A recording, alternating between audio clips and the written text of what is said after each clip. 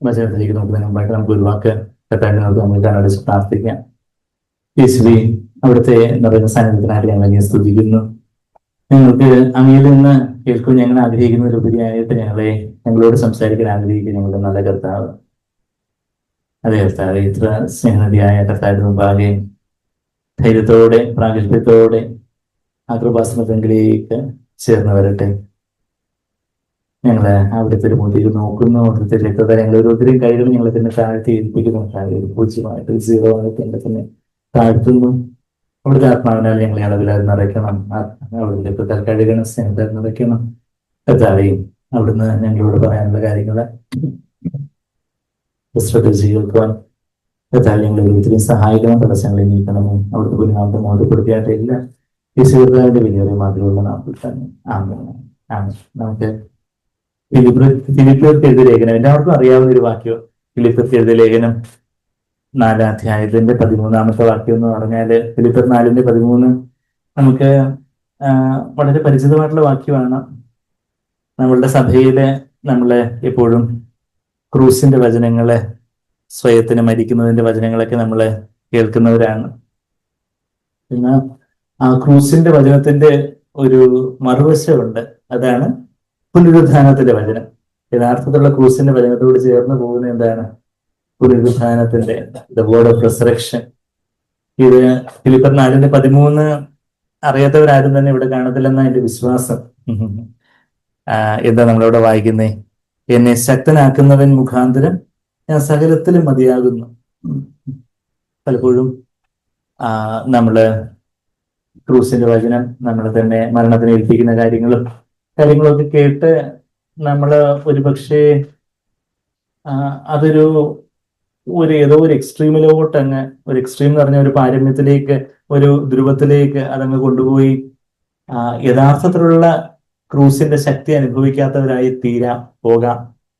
എന്നാൽ യഥാർത്ഥത്തിലുള്ള യഥാർത്ഥത്തില് നമ്മളുടെ സ്വയത്തില് നമ്മളുടെ സ്വന്തം ജീവനിൽ ഒരു മരണം സംഭവിക്കുമ്പോൾ അവിടെ ഒരു പുനരുത്ഥാനത്തിന്റെ വലിയൊരു അളവില്ലാത്ത ശക്തിയുണ്ട്. ആ ഒരു വലിയൊരു കോൺഫിഡൻസ് നമ്മളുടെ യുവാക്കൾക്ക്, നമ്മളുടെ കുഞ്ഞുങ്ങൾക്ക്, കുഞ്ഞുങ്ങൾക്ക് എല്ലാം മനസ്സിലാവുന്ന രീതിയിൽ സംസാരിക്കണമെന്ന് പ്രാർത്ഥന ബേബിക്കും ജോഹാനും ഒക്കെ വരെ മനസ്സിലാവുന്ന രീതിയിൽ സംസാരിക്കണമെന്ന് എൻ്റെ ആഗ്രഹം. അപ്പോൾ നമുക്ക് എല്ലാവർക്കും അതുപോലെ കർത്താവിലുള്ള വലിയൊരു പ്രാഗൽഭ്യം, കോൺഫിഡൻസ്, ഒരു സെൽഫിലുള്ള കോൺഫിഡൻസ് അല്ല, സെൽഫ് കോൺഫിഡൻസ് എന്നൊക്കെ ലോകത്തിലെ ആൾക്കാർ പറയും. എന്നാൽ സെൽഫ് കോൺഫിഡൻസ് അല്ല, but Christ confidence. We put no confidence in the flesh. അത് ആ വാക്യവും നമുക്കറിയാം. ഇതേ ഫിലിപ്പിയർ 3 അതിന്റെ 3-ാമത്തെ വാക്യത്തില് we put no confidence in the flesh. അതാ, നാമല്ലോ പരിച്ഛേദനക്കാർ ദൈവത്തിന് ആത്മാവ് കൊണ്ട് ആരാധിക്കുകയും ക്രിസ്തുയേശുവിൽ പ്രശംസിക്കുകയും ജഡത്തിൽ ആശ്രയിക്കാതിരിക്കുകയും ചെയ്യുന്ന അതാ put no confidence in the flesh. നമുക്ക് നമ്മളിൽ തന്നെ യാതൊരു കോൺഫിഡൻസും ഇല്ല. അതാ നമ്മളവിടെ വായിക്കുന്നേ, ഈ put no confidence in the flesh. നമ്മളിൽ തന്നെ നമുക്ക് ആശ്രയം ഇല്ലാതായിരിക്കുമ്പോ അത് അവിടെ കൊണ്ടങ്ങ് അയ്യോ എന്നെ കൂടൊന്നും പറ്റത്തില്ല എന്ന് പറഞ്ഞ് അവിടങ്ങ് തീർന്നു പോകരുത്. തീർന്നു പോയാൽ അത് കർത്താവിന്റെ നാമത്തിന് അപമാനമാണ്. കർത്താവ് നമ്മളിലൂടെയും ചെയ്യാൻ ആഗ്രഹിക്കുന്ന പല കാര്യങ്ങളും ചെയ്തു തീർക്കാൻ പറ്റാതെ നമ്മള് ഒരു നാളിലെ കർത്താവിന്റെ ന്യായാസനത്തിന് മുമ്പാകെ നമ്മൾ വന്ന് നിൽക്കുമ്പോൾ അവിടുന്ന് പറയും, എന്റെ മോനെ, എന്റെ മോളെ, നിന്നെ കുറിച്ച് എനിക്ക് ഒത്തിരി കാര്യങ്ങൾ നിന്നിലൂടെയൊക്കെ ചെയ്യണമെന്ന് ആഗ്രഹം ഉണ്ടായിരുന്നു, പക്ഷേ എന്നെ കൊണ്ടൊന്നും പറ്റത്തില്ല എന്ന് പറഞ്ഞ് നീ അവിടെ നിർത്തി. എന്നാൽ ക്രിസ്തുവിൽ എനിക്കെല്ലാം പറ്റും എന്ന് നീ അതിന്റെ ആ നാണയത്തിന്റെ മറുവശം പറഞ്ഞില്ല. പലപ്പോഴും ഈ ഫിലിപ്പിയർ 4:13 ഒരു നാണയത്തിന് ഒരു വശമാണ്. അതിന്റെ മറുവശം നമ്മൾ ഇതിനു മുമ്പ് ഇവിടെയും പറഞ്ഞിട്ടുണ്ട്, സൈബറിൽ നിന്നെല്ലാം നമ്മൾ കേട്ടിട്ടും എല്ലാം ഉണ്ട്. എന്താ ആ നാണയത്തിന്റെ മറുവശം? യോഹന്നാൻ 15:5 വാക്യം എന്താ അവിടെ പറയുന്നത്? യോഹന്നാൻ 15:5 എന്താ പറയുന്നത്? Apart from me you can do nothing എന്ന് യേശു കർത്താവ് തന്നെ പറയുന്ന ഒരു കാര്യം. കർത്താവിനെ കൂടാതെ എനിക്കൊന്നും സാധിക്കുകയില്ല, യേശുവിനെ കൂടാതെ എനിക്കൊന്നും സാധിക്കുകയില്ല, ഞാനൊരു വട്ടപൂജ്യമാണ്. അത് തീർച്ചയായിട്ടും അത് അവിടെ നിന്നാണ് നമ്മൾ തുടങ്ങണ്ടേ. കർത്താവിനെ കൂടാതെ എനിക്കൊന്നും പറ്റത്തില്ല, കർത്താവ് എനിക്ക് മുമ്പോട്ട് ഒരടി വെക്കുവാനുള്ള ഒരു ശക്തി തന്നില്ലെങ്കിൽ എന്നെ കൊണ്ടത് പറ്റത്തില്ല എന്നുള്ളതിലാണ് നമ്മള് അവിടെ ആ ഒരു സമർപ്പണം, അവിടാണ് നമ്മെ തന്നെ അങ്ങ് നമ്മുടെ ജീവനുള്ള യാഗമായിട്ട് കർത്താവേ, എനിക്ക് എന്റെ ശക്തിയെ ഞാൻ ആശ്രയിക്കുന്നില്ല. I put no confidence in the flesh. ഫിലിപ്പിയർ 3:3, യോഹന്നാൻ 15:5. അവിടെ നമുക്ക് കോൺഫിഡൻസ് ഇല്ല എന്ന് വെച്ചാൽ നമ്മുടെ ജഡത്തിൽ യാതൊരു നന്മയും ഇല്ല. റോമർ 7:18 വാക്യത്തിലാണ് പറയുന്നത്, റോമൻ 7:18 പറയുന്നത്, there is no good that dwells in our flesh. നമ്മുടെ ജഡത്തിൽ, നമ്മിൽ, അതായത് നമ്മുടെ ജഡത്തിൽ, അതായത് നമ്മുടെ സ്വയജീവനിൽ. ജഡം എന്ന് പറഞ്ഞാൽ നമ്മുടെ സ്വയജീവൻ, സ്വന്തം ഇഷ്ടം. ആ ഒരു ജഡം എന്ന് പറഞ്ഞാൽ നമ്മളുടെ സ്വന്തം ആഗ്രഹങ്ങളെല്ലാം ഉള്ള ഒരു കലവറയാണ് ജഡം. ജഡത്തെ അതിന്റെ രാഗമോഹങ്ങളോടുകൂടി ക്രൂശിച്ചിരിക്കുന്നു എന്നൊക്കെ ഗലാത്യർ 5:24 നമ്മൾ വായിക്കുമ്പോൾ, ഗലാത്യർ 5:24 എന്താ വായിക്കുന്നത്? He who belongs to the Lord have crucified. They who belong to the Lord have crucified the flesh. ആ വാക്യം നമുക്ക് പരിചയമുണ്ടല്ലോ. ഗലാത്യർ എഴുതിയ ലേഖനം 5-ാം അധ്യായത്തിന്റെ അതിന്റെ 24 വാക്യത്തില് നമ്മൾ എന്താ വായിക്കുന്നേ? Now those who belong to Christ Jesus. ക്രിസ്തു യേശുവിനുള്ളവർ ജഡത്തെ അതിന്റെ രാഗമോഹങ്ങളോടുകൂടി ക്രൂശിച്ചിരിക്കുന്നു. അപ്പൊ ജഡത്തിൽ എന്തുണ്ട്? രാഗമോഹങ്ങളുണ്ട്. ജഡം എന്ന് പറഞ്ഞാൽ നമ്മുടെ സ്വന്തഹിതം എന്ന് പറയുന്നത് അതൊരു സ്റ്റോർ ഹൗസ് മാതിരിയാണ്. നമ്മുടെ ആ ഗുഡ് ഫൗണ്ടേഷൻ പുസ്തകമൊക്കെ, നമ്മള് നിലകാത്ത അടിസ്ഥാന പുസ്തകമൊക്കെ, നമ്മള് ക്വിക്ക് റിവിഷനൊക്കെ ബാപ്റ്റിസം ക്ലാസ്സസിലൊക്കെ നമ്മൾ വായിച്ചപ്പോഴും അവിടെ ജഡത്തെയൊക്കെ അത് സിമ്പിൾ ആയിട്ട് ആ കാര്യത്തിലൊക്കെ ഇവിടെ ഡിഫൈൻ ചെയ്ത് നമ്മൾ കാണുന്നുണ്ടായിരുന്നു. അത് ഈ വാക്യത്തിൽ നിന്ന് ജഡ ഒരു രാഗമോഹങ്ങളുടെ കലവറയെന്ന് നമ്മൾ എവിടുന്ന് വെറുതെ എന്തെങ്കിലും ആരെങ്കിലും പറഞ്ഞതുകൊണ്ടല്ല, ഇവ സാങ്ക്ലർ പറഞ്ഞതുകൊണ്ടല്ല, വചനത്തിൽ അത് ഉള്ളതുകൊണ്ടാണ് നമ്മൾ വിശ്വസിക്കുന്നത്. സാങ്ക്ലർ വചനത്തിൽ നിന്ന് എടുത്തത് പറഞ്ഞു തരുന്നു എന്നുള്ളത് മാത്രമേ ഉള്ളൂ, അല്ലാതെ വേറെ പറഞ്ഞു തന്നു എന്നുള്ളത് കൊണ്ടല്ല, മറിച്ച് ഇത് വചനത്തിൽ അത് ഉള്ളത് കൊണ്ടാണ് നമ്മൾ വിശ്വസിക്കുന്നത്. എന്താ ജഡത്തെ അപ്പൊ ജഡത്തിൽ നമ്മുടെ രാഗമോഹങ്ങള്, ലസ് ആൻഡ് ഡിസൈർസ്, നമ്മുടേതായ ആഗ്രഹങ്ങൾ, അതിലൊന്നും നമ്മൾ തന്നെ യാതൊരു നന്മയും ഇല്ല എന്ന് പറയുമ്പോൾ തന്നെ കർത്താവിൽ എല്ലാ നന്മയും ഉണ്ട് എന്റെ മറുവശവും കൂടെ നമ്മൾ പറയണം. എന്നുവെച്ചാല് എന്നെ കൊണ്ടൊന്നും പറ്റത്തില്ല, എന്നാൽ കർത്താവിനെ കൊണ്ട്, എന്നെ ശക്തനാക്കുന്ന കർത്താവിനെ കൊണ്ട് എല്ലാം പറ്റും. കർത്താവ് എന്നെ ശക്തനാക്കും, എനിക്കെല്ലാം പറ്റും. അതാ നമ്മള് ഫിലിപ്പിയർ 4-ാം അധ്യായത്തിന് 13 വാക്യം പൗലോസ് സമ്പൽ സമൃദ്ധിയുടെ കൊടുമുടിയിൽ നിന്ന് പറയുന്ന ഒരു വാക്യമാണ് അല്ലേ? എല്ലാം തികഞ്ഞവനായിട്ട് പൗലോസ് the richest man in the universe ആയിട്ട് ഫോബ്സ് ബുക്ക് ഏതാണ്ടൊക്കെ ലിസ്റ്റൊക്കെ ഉണ്ടല്ലോ അവർക്ക്. ഏതാണ്ടൊക്കെ ലിസ്റ്റിനകത്ത് ഒന്നാമനായിട്ട് ഏറ്റവും ധനികനായിട്ടുള്ള വ്യക്തിയായിട്ട് പേരും ഒക്കെ പ്രാപിച്ചതിന് ശേഷം പൗലോസ് പറയുന്ന വാക്യമാണ്. അല്ല, പൗലോസ് എവിടെ കിടന്നുകൊണ്ട് ഇത് പറയുന്നേ? കാരാഗ്രഹത്തിൽ കിടന്നുകൊണ്ട് പറയുകയാണ്. എത്ര പ്രസന്റ് ലെറ്റേഴ്സ് ഉണ്ട് നമ്മുടെ യുവാക്കൾക്ക് അറിയാവോ? How many present letters? എത്ര കാരാഗ്രഹ ലേഖനങ്ങളുണ്ട്? How many are they? 4 ഉണ്ട്. ഏതൊക്കെയാ പൗലോസ് പ്രസന്റിൽ എഴുതിയ ലേഖനങ്ങൾ എന്ന് ചോദിച്ചാൽ, ബൈബിൾ ക്വിസിന് പറയാൻ വേണ്ടി മാത്രമല്ല, ബൈബിൾ ക്വിസിന് പറഞ്ഞു, പക്ഷെ അത് നമ്മളെ അറിയുന്നതിന്റെ ഒരു ഉത്സാഹം എന്ന് പറഞ്ഞാൽ, കാരാഗ്രഹത്തിൽ കിടന്നപ്പോഴാണല്ലോ ഇതെല്ലാം എഴുതിയത് എന്നുള്ളത് നമുക്ക് അത്രയൊരു ഉത്സാഹം തരും. ഒന്ന് ഇപ്പൊ നമ്മൾ പറഞ്ഞ ഫിലിപ്പി ലേഖനം ഒരു പ്രസന്റ് ലെറ്റർ, പ്രസന്റ് എപ്പിസ്റ്റൽ അല്ലെങ്കിൽ പ്രസന്റ് ലെറ്റർ എന്നൊക്കെ നമ്മൾ പറയുന്നത് അല്ലെങ്കിൽ ഫിലിപ്പി ലേഖനം. പിന്നെ എഫേസ്യ ലേഖനമുണ്ട്. അപ്പൊ എഫേസ് EPCP എന്ന് ഓർത്താൽ മതി. Ephesians, Philippians, കൊളോസിയൻസ്, Philemon, EPCP. അപ്പൊ എന്താ EPCP? എഫേസ്യ ലേഖനം, ഫിലിപ്പി ലേഖനം, പിന്നെ കൊളോസി ലേഖനം, ഫിലമോന്റെ ലേഖനം എല്ലാം പൗലോസ് കാരാഗ്രഹത്തിൽ കിടന്നുകൊണ്ട്. അന്നത്തെ കാരാഗ്രഹം എന്ന് പറഞ്ഞാൽ ഇന്നത്തെ പോലെ 5-സ്റ്റാർ ഫെസിലിറ്റീസ് ഉള്ള കാരാഗ്രഹം ഒന്നുമല്ല. എന്തോ ബീഫും ബിരിയാണിയൊക്കെ കിട്ടുന്ന, മട്ടനും ബിരിയാണിയൊക്കെ കിട്ടുന്ന കാരാഗ്രഹം ഒന്നുമല്ല. ഇന്ന് ഈ ഓരോ കൊലപ്പുള്ളികൾക്ക് ജീവപര്യന്തം, ഇരട്ട ജീവപര്യന്തം എന്നൊക്കെ പറയുമ്പോൾ അതിന്റെ താഴെ കമന്റ്, ഇവർക്ക് ബീഫ് ബിരിയാണി കൊടുക്കാനാണ്, ഇവർക്ക് മട്ടൻ ബിരിയാണി കൊടുക്കാനാണെന്ന് പറഞ്ഞ ആൾക്കാർ ചില ജയിലില് അതുപോലെയൊക്കെയുള്ള. ശരിയാണ്, അവർക്ക് സ്വാതന്ത്ര്യത്തിന് അതിൻ്റെതായ ചില കാര്യങ്ങളെല്ലാം ഉണ്ടെങ്കിൽ പോലും ഇന്നത്തെ പോലെയുള്ള മനുഷ്യാവകാശങ്ങളൊന്നും ഇല്ലാത്ത തരത്തിലുള്ള റോമൻ ഗവൺമെന്റിന്റെ കീഴിലുള്ള, അന്ന് റോമായിരുന്നു. ഏത് ഗവൺമെന്റ് ആയിരുന്നു ഇസ്രായേൽ ഭരിച്ചിരുന്നേ? റോമൻ ഗവൺമെന്റ് ആയിരുന്നു അല്ലേ? ആ റോമൻ ഗവൺമെന്റ് ഏറ്റവും വലിയ ശിക്ഷയായിരുന്നു ക്രൂസിലെ മരണം. അതാ കർത്താവിന് കൊടുത്തത്. അപ്പൊ ആ റോമൻ ഗവൺമെന്റ് തടവുകാരൻ എന്ന് പറഞ്ഞാൽ, അവരുടെ കാരാഗ്രഹം എന്ന് പറഞ്ഞാൽ അവർ അതുപോലെ ഇട്ട്, അതുപോലെ ഒരു കുണ്ടറയാന്നൊക്കെ പറയും. കുണ്ടറ എന്ന് പറയുന്നത് കൊല്ലത്തെ കുണ്ടറയല്ലേ? ഇങ്ങനെ ഈ ഡഞ്ചൻ മാതിരി എന്തോ അവിടെ എലിയും അതുപോലെ ഏഴജന്തുക്കളും പാറ്റയും പൂച്ചയൊന്നും കാണത്തില്ല, അതുപോലെയൊക്കെയുള്ള ഏഴജന്തുക്കളും പല്ലിയും പാറ്റയും ഈച്ചയും അതുപോലെയൊക്കെയുള്ള ഏഴജന്തുക്കളും കാര്യങ്ങളൊക്കെ ഉണ്ടായിരിക്കും. അതുപോലെയൊക്കെ അവര് പല സമയത്ത് അവരുടെ കൈകളെല്ലാം കെട്ടിയിട്ടപ്പെട്ട അവസ്ഥയിലും അങ്ങനെയൊക്കെ ആയിരിക്കാം. അങ്ങനെയൊക്കെയുള്ള പലവിധമായിട്ടുള്ള ആ ഒരു പ്രയാസങ്ങളാണ് നമ്മൾ മാനസികമായിട്ട് നോക്കിയാൽ. അതിന്റെ തൊട്ട് മുമ്പത്തെ വാക്യം നമ്മൾ എപ്പോഴും വാക്യം അതിന്റെ സാഹചര്യത്തിൽ അതിന്റെ കോണ്ടെക്സ്റ്റിലും കൂടെ മനസ്സിലാക്കുമ്പോൾ എന്താ പൗലോസ് പറയുന്നേ? 12ാമത്തെ വാക്യത്തില് താഴ്ചയിലിരിക്കുവാനും, ഹംബിൾ മീൻസ് താഴ്ചയിലിരിക്കുവാൻ, അതായത് ഒന്നും ഇല്ലാതിരിക്കുന്ന അവസ്ഥയിൽ, ഞാനിപ്പം ഒരു കാരാഗ്രഹത്തിലെ വളരെ പ്രയാസത്തിലുള്ള ഒരു ഹംബിൾ മീൻസ് താഴ്ചയിലിരിക്കുവാനും, പിന്നെന്താ സമൃദ്ധിയിലിരിക്കുവാനും എനിക്കറിയാം. തൃപ്തനായിരിക്കുവാനും വിശന്നിരിക്കുവാനും സമൃദ്ധിയിലിരിക്കുവാനും ബുദ്ധിമുട്ട് അനുഭവിക്കുവാനും എല്ലാം ഞാൻ ശീലിച്ചിരിക്കുന്നു. എന്നെ ശക്തനാക്കുന്നവൻ മുഖാന്തരം ഞാൻ സകലത്തിലും മതിയാകുന്നു.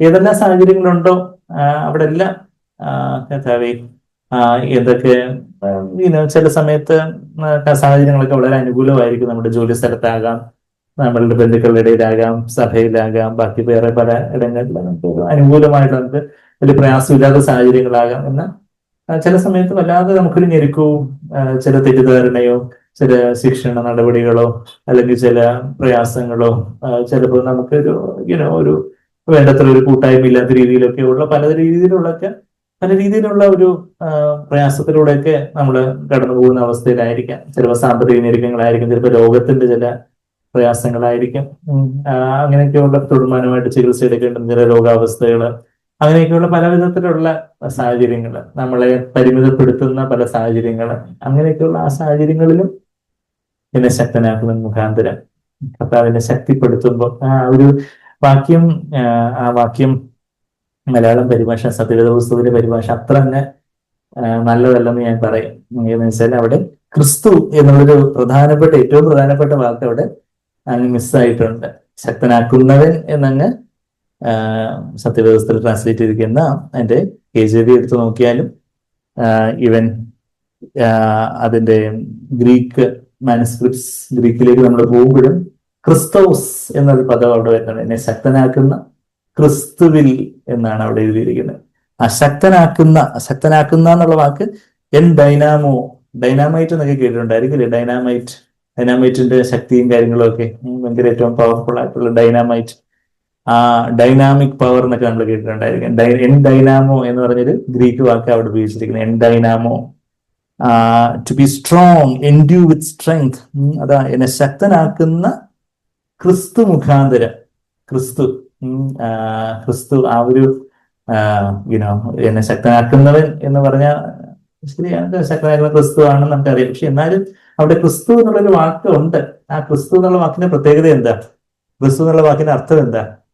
ക്രൈസ്റ്റ് എന്നുള്ള വാക്കിന്റെ അർത്ഥം അഭിഷിക്തൻ, ദ അനോയിന്റഡ് വൺ. ക്രിയോ എന്ന് പറഞ്ഞാൽ ടു അനോയിന്റ് എന്ന, ക്രിയോ എന്ന് പറഞ്ഞാൽ ആ അഭിഷേകം ചെയ്യപ്പെട്ടവൻ, അഭിഷിക്തൻ, ദ അനോയിന്റഡ് വൺ എന്നാണ് ക്രിസ്തു, ക്രൈസ്റ്റ് എന്നുള്ള വാക്കിന്റെ അർത്ഥം. അത് എബ്രായ ഭാഷയിൽ മെസ്സിഹ എന്നുള്ള വാക്ക്, മെസ്സായ അല്ലെങ്കിൽ മെസ്സിഹ എന്നുള്ള വാക്കാണ് എബ്രായ ഭാഷയിൽ. ഗ്രീക്ക് ഭാഷയില് ക്രിസ്തു. അപ്പം യേശു ക്രിസ്തു എന്ന് പറയുമ്പോൾ യേശു ആണ് ക്രിസ്തു.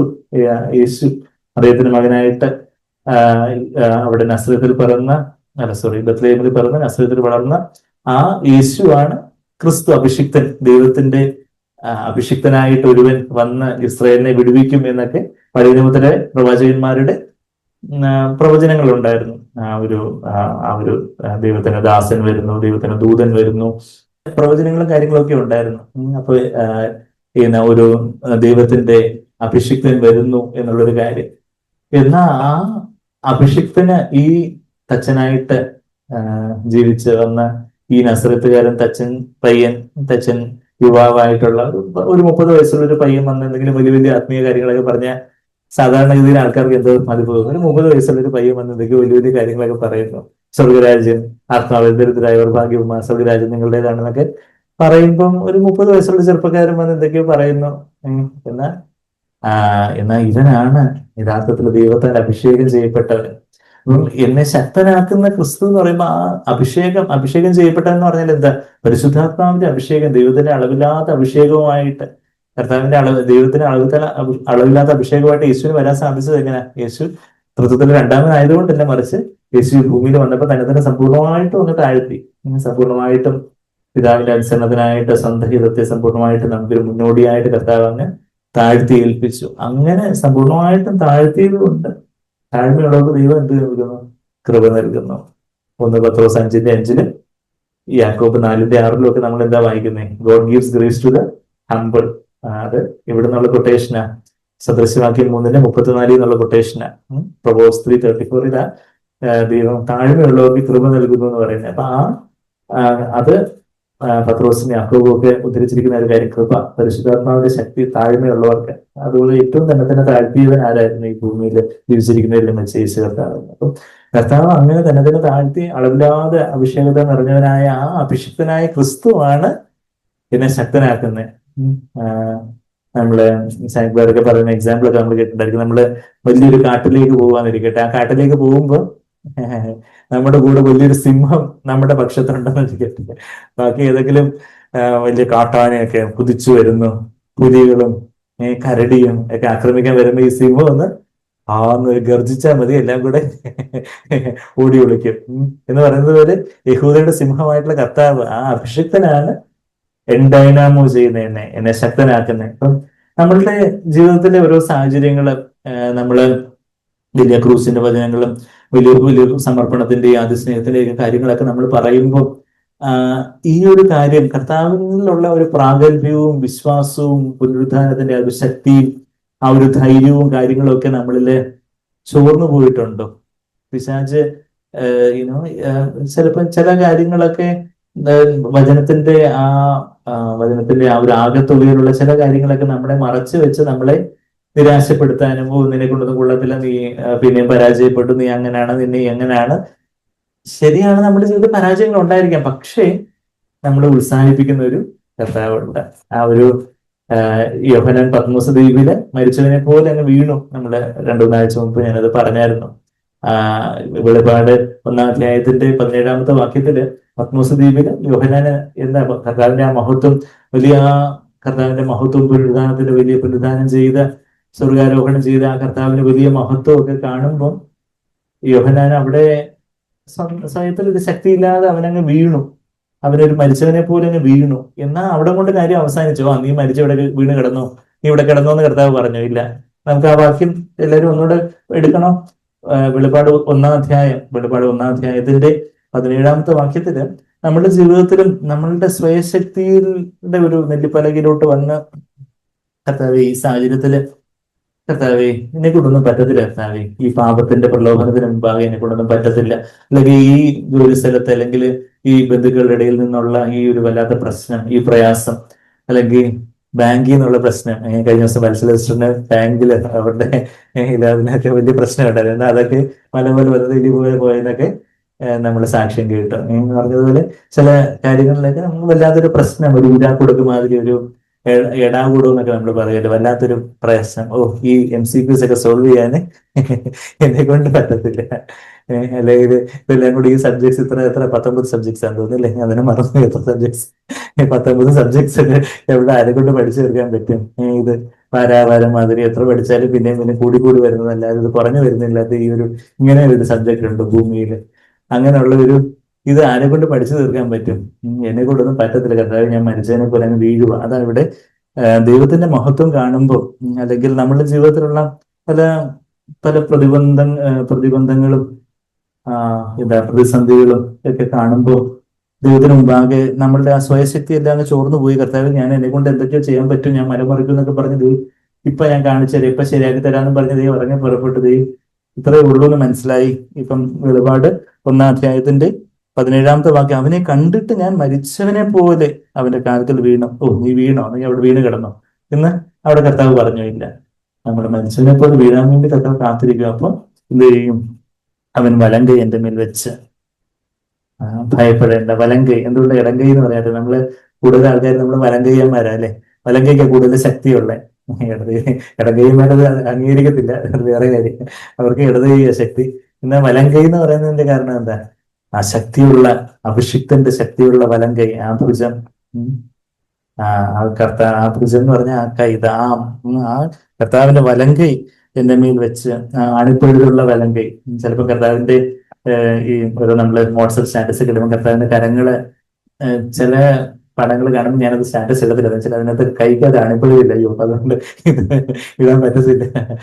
ചിലതിനകത്ത് ഇതൊരു ഒരു അണിപ്പഴുത് പുനരുദ്ധാനം ചെയ്ത കർത്താവിനും അണിപ്പഴുതുണ്ടെന്ന് നമ്മളവിടെ ഇവിടെ വായിക്കുന്നുണ്ട്. യോഹന്നാൻ 20 അധ്യായത്തില് തോമസ് കർത്താവ് പ്രത്യക്ഷപ്പെടുമ്പോൾ അണിപ്പഴുതും നെഞ്ചില് വിലാവിലുള്ള വിലാപ്പുറത്തുള്ള നെഞ്ചത്തുള്ള വിടവും ഒക്കെ തൊട്ട് നോക്കാനും വിരലിട്ട് നോക്കാനും കൈയിട്ട് നോക്കാനും ഒക്കെ അവരുടെ കയ്യില് വിരലിട്ട് നോക്കാനും വിലാപ്പുറത്ത് കൈയിട്ട് നോക്കുന്ന കാര്യമൊക്കെ നമ്മൾ തോമസിനോട് പറയുന്ന കാര്യത്തെ യോഹന്നാൻ 20 അധ്യായത്തിന് അവസാനം നമ്മൾ കാണുന്നുണ്ട്. അപ്പം അണിപ്പഴുതുള്ള തിരിക്കരങ്ങളാണ് കർത്താവ് നമ്മളുടെ മേല് വലങ്കരം നമ്മളുടെ മേല് വെച്ച് ഭയപ്പെടേണ്ട, ഞാൻ ആദ്യനും അന്ത്യനും ജീവനുള്ളവരുമാകുന്നു എന്ന് പറയുന്ന ഒരു കർത്താവിന്റെ സ്വരം. അപ്പൊ നമ്മളുടെ ജീവിതത്തില് ഒരു നമ്മൾ എവിടെ നിന്നാ തുടങ്ങി? ഫിലിപ്പർ 4 ലേറ്റ് കമേഴ്സിനായിട്ട് ഫിലിപ്പർ 4:13 നിന്ന് നമ്മൾ തുടങ്ങിയത്. എന്നെ ശക്തനാക്കുന്ന ക്രിസ്തുവില് എനിക്കെല്ലാം സാധ്യമാണ്, ഞാൻ സകലത്തിൽ മതിയായവനാണ് എന്നുള്ള ഫിലിപ്പർ 4:13 പൗലോസ് കാരാഗൃഹത്തിൽ കിടന്നുകൊണ്ട് എഴുതുന്ന ഒരു ലേഖനം. തന്റെ ജീവിതത്തിൽ പല പ്രയാസങ്ങൾ വന്നാലും പ്രതികൂലങ്ങളും അനുകൂലങ്ങളും ഒക്കെ വന്നാലും എന്റെ കർത്താവ് എന്നെ ശക്തിപ്പെടുത്തുന്നു എല്ലാത്തിനും എന്ന് പറയുന്നത് കർത്താവിന്റെ ഹിതത്തിലുള്ള എല്ലാത്തിനും. കർത്താവിന്റെ ഹിതം, ഞാനത് പഠിച്ച് ഈ പരീക്ഷ പാസ്സാവണം, ഏറ്റവും നല്ല മാർക്ക് വാങ്ങിക്കണം, ഏറ്റവും നല്ല റാങ്ക് വാങ്ങിക്കണം. ഇപ്പൊ നമ്മളെ ചോദിച്ച് നമ്മളെ കേട്ടോണ്ടിരിക്കുന്നത് പാലായിൽ നിന്ന് ഈ എൻട്രൻസ് ഇത്രയും സബ്ജക്ട്സ്, ഫിസിക്സ് കെമിസ്ട്രി ബയോളജി, ഫിസിക്സും കെമിസ്ട്രി എത്ര ഊരാൻ കൊടുക്കുക, ബയോളജി മാത്രം അല്ലെങ്കിൽ കൊള്ളായിരുന്നു എന്തെങ്കിലും ചോദിച്ചിട്ടാകും. ബാക്കി മറ്റേ സബ്ജക്ട്സിനെ കൂടുതൽ പാടുന്നത്. ഇപ്പൊ നമുക്ക് പാടുള്ള സബ്ജക്ട്സ് ഇതിന്റെ കോൺസെപ്റ്റ്സ് ഒന്നും മനസ്സിലാവുന്നില്ല, MCQ ഒന്നും ശരിയാവുന്നില്ല. അങ്ങനെയൊക്കെയുള്ള പല പ്രയാസങ്ങളും അങ്ങനെയൊക്കെയുള്ള അതുപോലെയൊക്കെയുള്ള നമുക്ക് പഠിത്തത്തിന്റെ കാര്യത്തിലാവട്ടെ, ചിലപ്പോൾ ജോലിയുള്ള ചില പ്രയാസങ്ങൾ, നമ്മളുടെ മേലധികാരികളിൽ നിന്നുള്ള ചില പ്രശ്നങ്ങള്, ചില സഹപ്രവർത്തകരിൽ നിന്ന് ഒറ്റപ്പെടലുകള്, തെറ്റിദ്ധാരണകള്, അല്ലെങ്കിൽ ബന്ധുക്കളിൽ നിന്നൊക്കെയുള്ള അങ്ങനെയൊക്കെയുള്ള പലവിധമായിട്ടുള്ള പല ഞെരുക്കങ്ങളോ കാര്യങ്ങളോ ഒക്കെ വരുമ്പോൾ എന്നെ ശക്തനാക്കുന്ന ഒരു യഹൂദയുടെ സിംഹം ഉണ്ടെങ്കിൽ എനിക്ക് എല്ലാം പറ്റും എന്നുള്ളൊരു വിശ്വാസം നമുക്കുണ്ടോ? അയ്യോ, ഞാന് ഇവിടെ മരിച്ചു കിടക്കുക എന്ന് പറഞ്ഞ് അവിടെ തന്നെ തീർന്നോ? ഇല്ല. യോഹന്നാന് കർത്താവിന്റെ മഹത്വം കണ്ട് മരിച്ചതിനെ പോലെ വീണു. എന്നാൽ വലിയ ശക്തിയോടെ പിന്നെ വലിയ ദർശനങ്ങളും പ്രവചനങ്ങളും ഒക്കെ ചെയ്യുന്ന ഒരു യോഹന്നാനെ പിന്നീട് നമ്മൾ കാണുന്നതിന്റെ കാരണം എന്താ?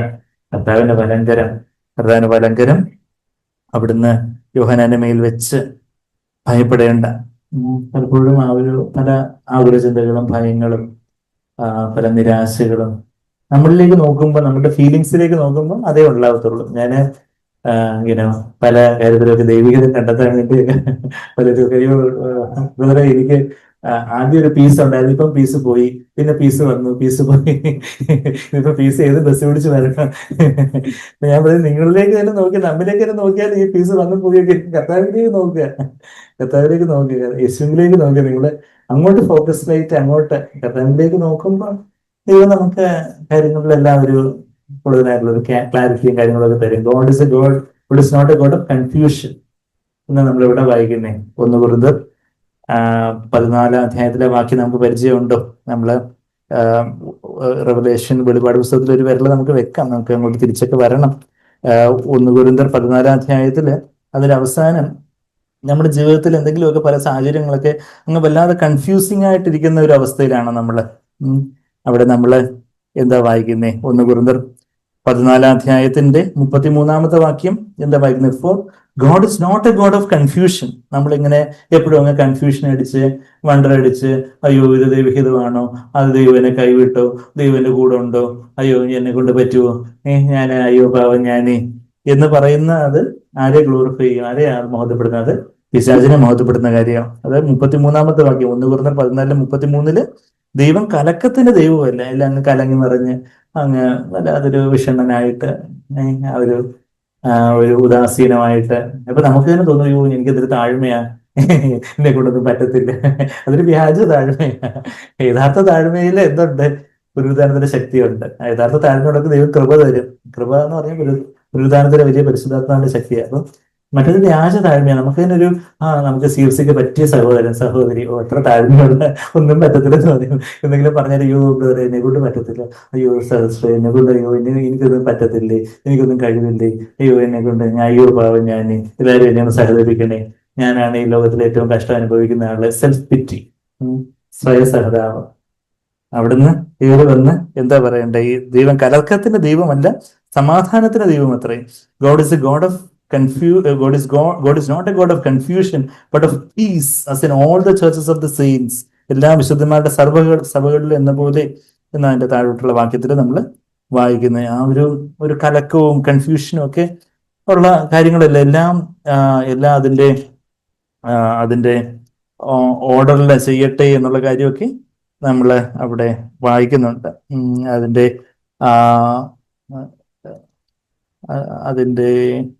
അതിന് 40-ാമത്തെ വാക്യം, അതിന്റെ തൊട്ട് താഴെ ഏറ്റവും അവസാനത്തെ വാക്യം 14-ന്റെ 40-ാമത്തെ വാക്യത്തില് സകലവും ഉചിതവും ക്രമമായി നടക്കട്ടെ. എല്ലാവരും ക്രമം കേട്ട് ഒന്നും അതും അറിയത്തില്ല, ഇത് അറിയത്തില്ല, അതാണ് എന്റെ ജീവിതം എല്ലാം കുത്തഴിഞ്ഞൊരു പുസ്തകം മാതിരി അവിയല് പരുവത്തില്ല എന്നുള്ള ഒരു ഇതാണ്. മറിച്ച് കർത്താവ് എന്നെ എല്ലാത്തിനും ശക്തിപ്പെടുത്തും, കർത്താവ് എന്നെ സഹായിക്കും, ആ ഒരു വിശ്വാസം, ആ ഒരു കോൺഫിഡൻസ്. ഇന്ന് പലപ്പോഴും ദൈവത്തിന് എല്ലാം സാധ്യമാണ്, ഇതാണെന്നൊക്കെ പറഞ്ഞ് പ്രോസ്പെരിറ്റി ഗോസ്പൽ പ്രീച്ചേഴ്സ്, വ്യാജ സുവിശേഷകന്മാര്, പ്രോസ്പെരിറ്റി സുവിശേഷകന്മാരൊക്കെ ഈ പുനരുദ്ധാനത്തിന്റെ എന്നുള്ള വ്യാജേന അവര് ആ ഒരു വശം മാത്രം പറയും. ക്രൂശിന്റെ കാര്യമൊന്നും പറയാതെ, സമയത്തിന് ദൈവത്തിന് സമർപ്പിക്കുന്ന കാര്യം, നമ്മുടെ സ്വന്തം ഇഷ്ടത്തിന് മരിക്കുന്ന കാര്യമൊന്നും പറയാതെ, ആ ദൈവത്തിന് എല്ലാം നിങ്ങൾ സാധിക്കും, അത് തരും, ഇത് തരും, എന്നാൽ അതും ഒരു വ്യാജ നാണയമാണ്. അതും നാണയത്തിന് ഒരു വശം മാത്രമേ ഉള്ളൂ. ഇങ്ങനെ നമ്മളെ തന്നെ സമ്പൂർണ്ണമായിട്ട് സമർപ്പിക്കാതെ നമ്മുടെ സ്വന്തം ഇഷ്ടത്തിന് ദൈവം എന്തോ കൂട്ടിക്കുന്ന രീതിയിലുള്ള ആ ഒരു ദൈവത്തിന്റെ വചനത്തെ വേറൊരു രീതിയിൽ കൂട്ടിക്കളയുന്ന രീതിയിലുള്ള ഒരു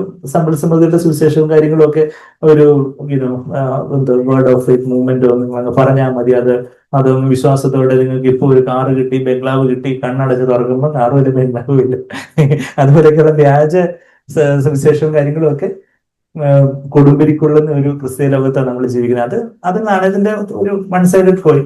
എന്നാൽ നമ്മള് അതിന്റെ ഇപ്പുറത്ത് വന്നു പോകും. അതൊന്നും നമ്മൾ ക്രൂശിന്റെ വചനം നമ്മൾ തന്നെ സമർപ്പിക്കണം എന്ന് പറഞ്ഞ് നമ്മളിവിടെ ഈ സമർപ്പിച്ചുകൊണ്ടിരുന്നിട്ട് യഥാർത്ഥത്തിൽ സമർപ്പിച്ച ദൈവത്തിന്റെ ശക്തിയാൽ നിറയപ്പെട്ട് ആ വിശ്വാസവും ആ ഒരു കോൺഫിഡൻസ് പ്രാഗൽഭ്യം നമുക്ക് ഇല്ലെങ്കിൽ, അവര് ഒരു റോഡിന്റെ മറ്റേ കുക്കയില് നമ്മള് പോകുമ്പോ, നമ്മളൊരു വഴി കൂടെ പോകുമ്പോ ആ കൊക്കയില് ഒരാള് ആ കാറ് അവര് വീണിരിക്കുന്നത്. അതുകൊണ്ട് നമ്മൾ ഇന്ന് അപ്പുറത്തെ സൈഡിലെ കൊക്കയിൽ ചെന്ന് വീഴുന്നുണ്ടെങ്കിൽ അവരും കൊക്കയിലോട്ട് വീണു. നമ്മളൊരു വൺ സൈഡഡ് കോയിന്, വ്യാജ നാണയം, ഹെഡ് ആൻഡ് ചെയ്ത് വേണ്ട ഒരു നാണയത്തിന്, ഒരു കോയിന് അത് എന്നെ കൊണ്ടൊന്നും പറ്റത്തില്ല എന്ന്, കർത്താവ് എല്ലാം പറ്റും, അത് കർത്താവ് നിങ്ങൾക്ക് അത് തരൂ എന്നൊക്കെ പറഞ്ഞ് വേറൊരു രീതിയിൽ അത് കാര്യങ്ങളെ ഒരു സമ്പൽ സമൃദ്ധിയുടെ രീതിയിൽ വളച്ചൊടിക്കുന്ന രീതിയിൽ, എല്ലാവരും സമ്പൽ സമൃദ്ധിയുടെ രീതിയിൽ വളച്ചൊടിക്കുന്ന രീതിയിലൊക്കെ ഉള്ള രീതിയിലുള്ള വേറെ വ്യാജ പ്രഘോഷങ്ങളൊക്കെ നടക്കട്ടെ. പക്ഷേ നമ്മള് ക്രൂശിന്റെ വചനം, കർത്താവേ എന്റെ ഇഷ്ടമല്ല അവിടുത്തെ ഇഷ്ടമെന്നും പറഞ്ഞ് നമ്മൾ താഴ്ത്തി സമർപ്പിക്കുന്നു, എല്ലാം ശരി തന്നെ. എന്നാൽ യഥാർത്ഥത്തില് നമ്മൾ അങ്ങനെ താഴ്ത്തി, കർത്താവേ എന്റെ ഇഷ്ടമല്ല അവിടുത്തെ ഇഷ്ടമെന്ന് പറഞ്ഞ് നമ്മൾ താഴ്ത്തി സമർപ്പിക്കുമ്പോൾ നമ്മൾ അവിടെ ആ സ്വയത്തിന്റെ മരണത്തിൽ എവിടെയെങ്കിലും നിന്നു പോകുന്ന ഒരു സുവിശേഷമല്ലേ ഇത്? പുനരുത്ഥാനത്തിന്റെ വലിയ സുവിശേഷമാണ്. അവിടെ ഈ അപ്പോസ്തല പ്രവൃത്തികൾ തുടങ്ങുമ്പോൾ തന്നെ ശിഷ്യന്മാര് പറയുന്നുണ്ട്, ഞങ്ങള് ക്രൂശീകരണത്തിന്റെ സാക്ഷികളെന്നാണ് പറയുന്നത്. അന്ന് ക്രൂശീകരണം അവിടെ യഹൂദന്മാരെല്ലാം കണ്ടു. അന്ന് യഹൂദന്മാരും റോമൻ പടയാളികളും എല്ലാം കർത്താവിന്റെ ക്രൂശീകരണം കണ്ടു. എന്നാൽ പുനരുത്ഥാനം കണ്ടത് ഈ ശിഷ്യന്മാർക്കായിരുന്നു. കർത്താവ് പുനരുത്ഥാനം ചെയ്ത് അവര് സാക്ഷികളായി. നമ്മുടെ അപ്പോസ്തല പ്രവൃത്തികൾ അതിന്റെ ആദ്യത്തെ വാക്യങ്ങളിലേക്ക് പോകുമ്പം അവിടെ നമ്മള് അപ്പോസ്തല പ്രവൃത്തികൾ 2:32 എന്താ നമ്മൾ വായിക്കുന്നത്? അപ്പോസ്തല പ്രവൃത്തികൾ 2:32 ഈ യേശുവിനെ ദൈവം ഉയർത്തെഴുന്നേൽപ്പിച്ചു, അതിന് ഞങ്ങളെല്ലാവരും സാക്ഷികളാകുന്നു. യേശുവിനെ ക്രൂശിച്ചു, അത് നിങ്ങളെല്ലാവരും കണ്ടു. യേശുവിനെ ക്രൂശിച്ചതിന് നിങ്ങളെല്ലാം സാക്ഷികളാണ്. പക്ഷെ ഞങ്ങള് എന്തിനു സാക്ഷികളാ? ദൈവം അവനെ ഉയർത്തെഴുന്നേൽപ്പിച്ചു. We are witnesses of his resurrection. കർത്താവിന്റെ ക്രൂശീകരണത്തിന്റെ, ശരിയാണ്, വിശ്വാസത്തിൽ നമ്മളും ക്രൂശീകരണം കാണണം. കർത്താവ് നമുക്ക് വേണ്ടി എന്തെല്ലാം ചെയ്തതല്ല നല്ലത് തന്നെ, തീർച്ചയായിട്ടും അത് ചെയ്യണം. കർത്താവ് ക്രൂശീകരണത്തിന്റെ സാക്ഷികളും കൂടാണ് നമ്മള്, അതിന്റെ സംശയമില്ല. എന്നാ ക്രൂശിക്കപ്പെട്ടു, നമുക്കായിട്ട് ക്രൂശിക്കപ്പെട്ടു നമ്മൾ പറയണം. എന്നാ അതിന്റെ കൂടെ എന്തും കൂടെ പറയണം, കർത്താവ് ഉയർത്തെഴുന്നേറ്റു, ഇന്നും ജീവിക്കുന്നവനായ ഒരേ ഒരു ദൈവം, ഒരേ ഒരുവൻ, ആകാശത്തിന് കീഴെ മനുഷ്യർക്കിടയിൽ രക്ഷയ്ക്കായിട്ട് ഈ ഒരു നാമം അല്ലാതെ വേറെ നാമമൊന്നുമില്ല. ഇതേ അപ്പോസ്തലർ 4:12 പത്രോസ് വിളിച്ച് പറയുന്നുണ്ട്. ഒരു മുക്കുവനായിട്ടുള്ള പത്രോസ്, ബാക്കി യഹൂദ മതപ്രമാണികളൊക്കെ ഇങ്ങനെ കണ്ണുമൊഴിച്ച് കണ്ണുരുട്ടി ഇവനെ എന്ത് ചെയ്യണമെന്ന് പറഞ്ഞുകൊണ്ട് ഇപ്പം ശിരച്ഛേദം ചെയ്യാൻ ഏൽപ്പിക്കണമെന്ന് പറഞ്ഞ് കണ്ണുരുട്ടി നോക്കുന്ന സമയത്തും പത്രോസ് ഒരു കൂസലില്ലാതെ പറയുവാണ്, ഇതാ പുനരുത്ഥാനത്തിന്റെ സാക്ഷിയാ ആകാശത്തിന് കീഴെ. നമുക്ക് ആ വാക്യം അറിയാമല്ലോ. അപ്പോസ്തലർ 4:4 12 രക്ഷ വേറെ ഒരുത്തിനും ഇല്ല, മറ്റൊരുത്തിനും രക്ഷയില്ല. നാം രക്ഷിക്കപ്പെടുവാൻ ആകാശത്തിന് കീഴിൽ മനുഷ്യരുടെ കീഴിൽ നൽകപ്പെട്ട വേറൊരു നാമവും ഇല്ല. ഈ യേശു മാത്രം ഉയർത്തെഴുന്നേറ്റിട്ടുള്ളൂ. ബാക്കി വലിയ ലോകത്തിലെ വലിയ മഹാരഥന്മാരൊക്കെ വലിയ വലിയ ഉപദേശങ്ങളും കാര്യങ്ങളൊക്കെ പറഞ്ഞ് അവർ മരിച്ചു മൺമറഞ്ഞ് എപ്പോഴും അവരുടെ കല്ലറ അടഞ്ഞു കിടക്കും. എന്നാൽ ഈ യേശുവിന്റെ കല്ലറ ഇന്നും തുറന്നു കിടക്കുന്നു. ഇന്ന് കർത്താവ് മാത്രമേ ഉയർത്തെഴുന്നേറ്റുള്ളൂ. അതാ ഇപ്പൊ അപ്പോസ്തലർ 2:32 വാക്യം നമ്മൾ വായിച്ചു, അത് അണ്ടർലൈൻ ചെയ്തോ. അത് കഴിഞ്ഞിട്ട് 3:15 എന്താ പറയുന്നേ? ഇതേ അപ്പോസ്തലർ 3:15 വാക്യത്തിലും ഇതാ പറയുന്നത്. എന്താ? അവനെ ദൈവം മരിച്ചതിൽ നിന്ന് എഴുന്നേൽപ്പിച്ചു, അതിന് ഞങ്ങൾ സാക്ഷികളാകുന്നു. വീണ്ടും അതേ കാര്യം പറയുന്നത്. ഞങ്ങള് പുനരുത്ഥാനത്തിന് കർത്താവ് മരിച്ചതിൽ നിന്ന് എഴുന്നേറ്റ് ഇന്ന് യേശുവിന്റെ ക്രൂശീകരണത്തിന്റെ ഇങ്ങനെ ക്രൂശിക്കപ്പെട്ട ക്രിസ്തുവിന്റെ പ്രതിമകളും ചിത്രങ്ങളും ഒക്കെ ഒരുപാടുണ്ട്. എന്നാൽ ഉയർത്തെഴുന്നേറ്റ കർത്താവിന്റെ ചിത്രങ്ങളൊക്കെ വളരെ ചുരുക്കമാണ്. നമ്മൾ സാങ്ക്ലർ തന്നെ കേട്ടിട്ടുണ്ട്. അതായത് അത് പിശാചിന്റെ ഒരു തന്ത്രമുണ്ട് അതിനകത്ത്. അങ്ങനെ കർത്താവ് ക്രൂശിക്കപ്പെട്ടു, ശരി തന്നെ. എന്നാ ഉയർത്തെഴുന്നേറ്റ ആ കർത്താവിന്റെ കാര്യങ്ങളെ അങ്ങ് മറച്ചെടുക്കത്തക്കവണ്ണം പിശാച് പല തന്ത്രങ്ങളും. ചില ഉയർത്തെഴുന്നേൽപ്പിലൂടെയാണ് അവന്റെ സർവൈവ്. ക്രൂശിൽ തന്നെ അവന്റെ തലയെല്ലാം തകർക്കപ്പെട്ടു. എന്നാൽ ഉയർപ്പിലാണ് കർത്താവിന്റെ ജയം പൂർണ്ണമായിട്ടും അത് ലോകത്തിന് വെളിവായി തീർന്നത്. അപ്പൊ ആ ഉയർത്തെഴുന്നേറ്റൊരു കർത്താവാണ് എനിക്കുള്ളത്. ഇന്ന് എനിക്ക് വേണ്ടി ജീവിക്കുന്നവനായിട്ടുള്ള ഒരു കർത്താവ്. ആ ഒരു കാര്യം ഇതേ അപ്പോസ്തലർ 22:14-15 ഒക്കെ നമ്മൾ വായിക്കുമ്പം അപ്പോസ്തല പ്രവൃത്തികൾ 22 അധ്യായത്തിന്റെ 14-15 ഒക്കെ അവിടെയും ആ ഒരു വിറ്റ്നസ് എന്നുള്ളൊരു കാര്യം പറയുമ്പം അതിന്റെ 15 വാക്യം, നീ കാണുകയും കേൾക്കുകയും ചെയ്തിരിക്കുന്നതിന് സകല മനുഷ്യരും നീ അവന്റെ സാക്ഷിയാകും എന്നുള്ളൊരു കാര്യമൊക്കെ അവിടെ അതിന്റെ 15 വാക്യത്തില് 14 വാക്യത്തില് നമ്മുടെ പിതാക്കന്മാരുടെ ദൈവം നിന്നെ തന്റെ ഇഷ്ടം അറിയുവാനും നീതിമാനായവനെ കാണുവാനും അവന്റെ വായിൽ നിന്ന് വചനം കേൾക്കുവാനും ഒക്കെ നിയമിച്ചിരിക്കുന്നു. നീ കാണുകയും കേൾക്കുകയും ചെയ്തതിന് സകല മനുഷ്യർക്ക് നീ അവന്റെ സാക്ഷിയാകും. നീ അവന്റെ ആ ഒരു പുനരുദ്ധാനത്തിന്റെ ഒരു സാക്ഷിയാകുന്ന ഒരു കാര്യം. ആ ഒരു കർത്താവിന്റെ ഒരു ഇന്നും ജീവിക്കുന്ന ഒരു ദൈവത്തെയാണ് ഞാൻ വിശ്വസിക്കുന്നത്.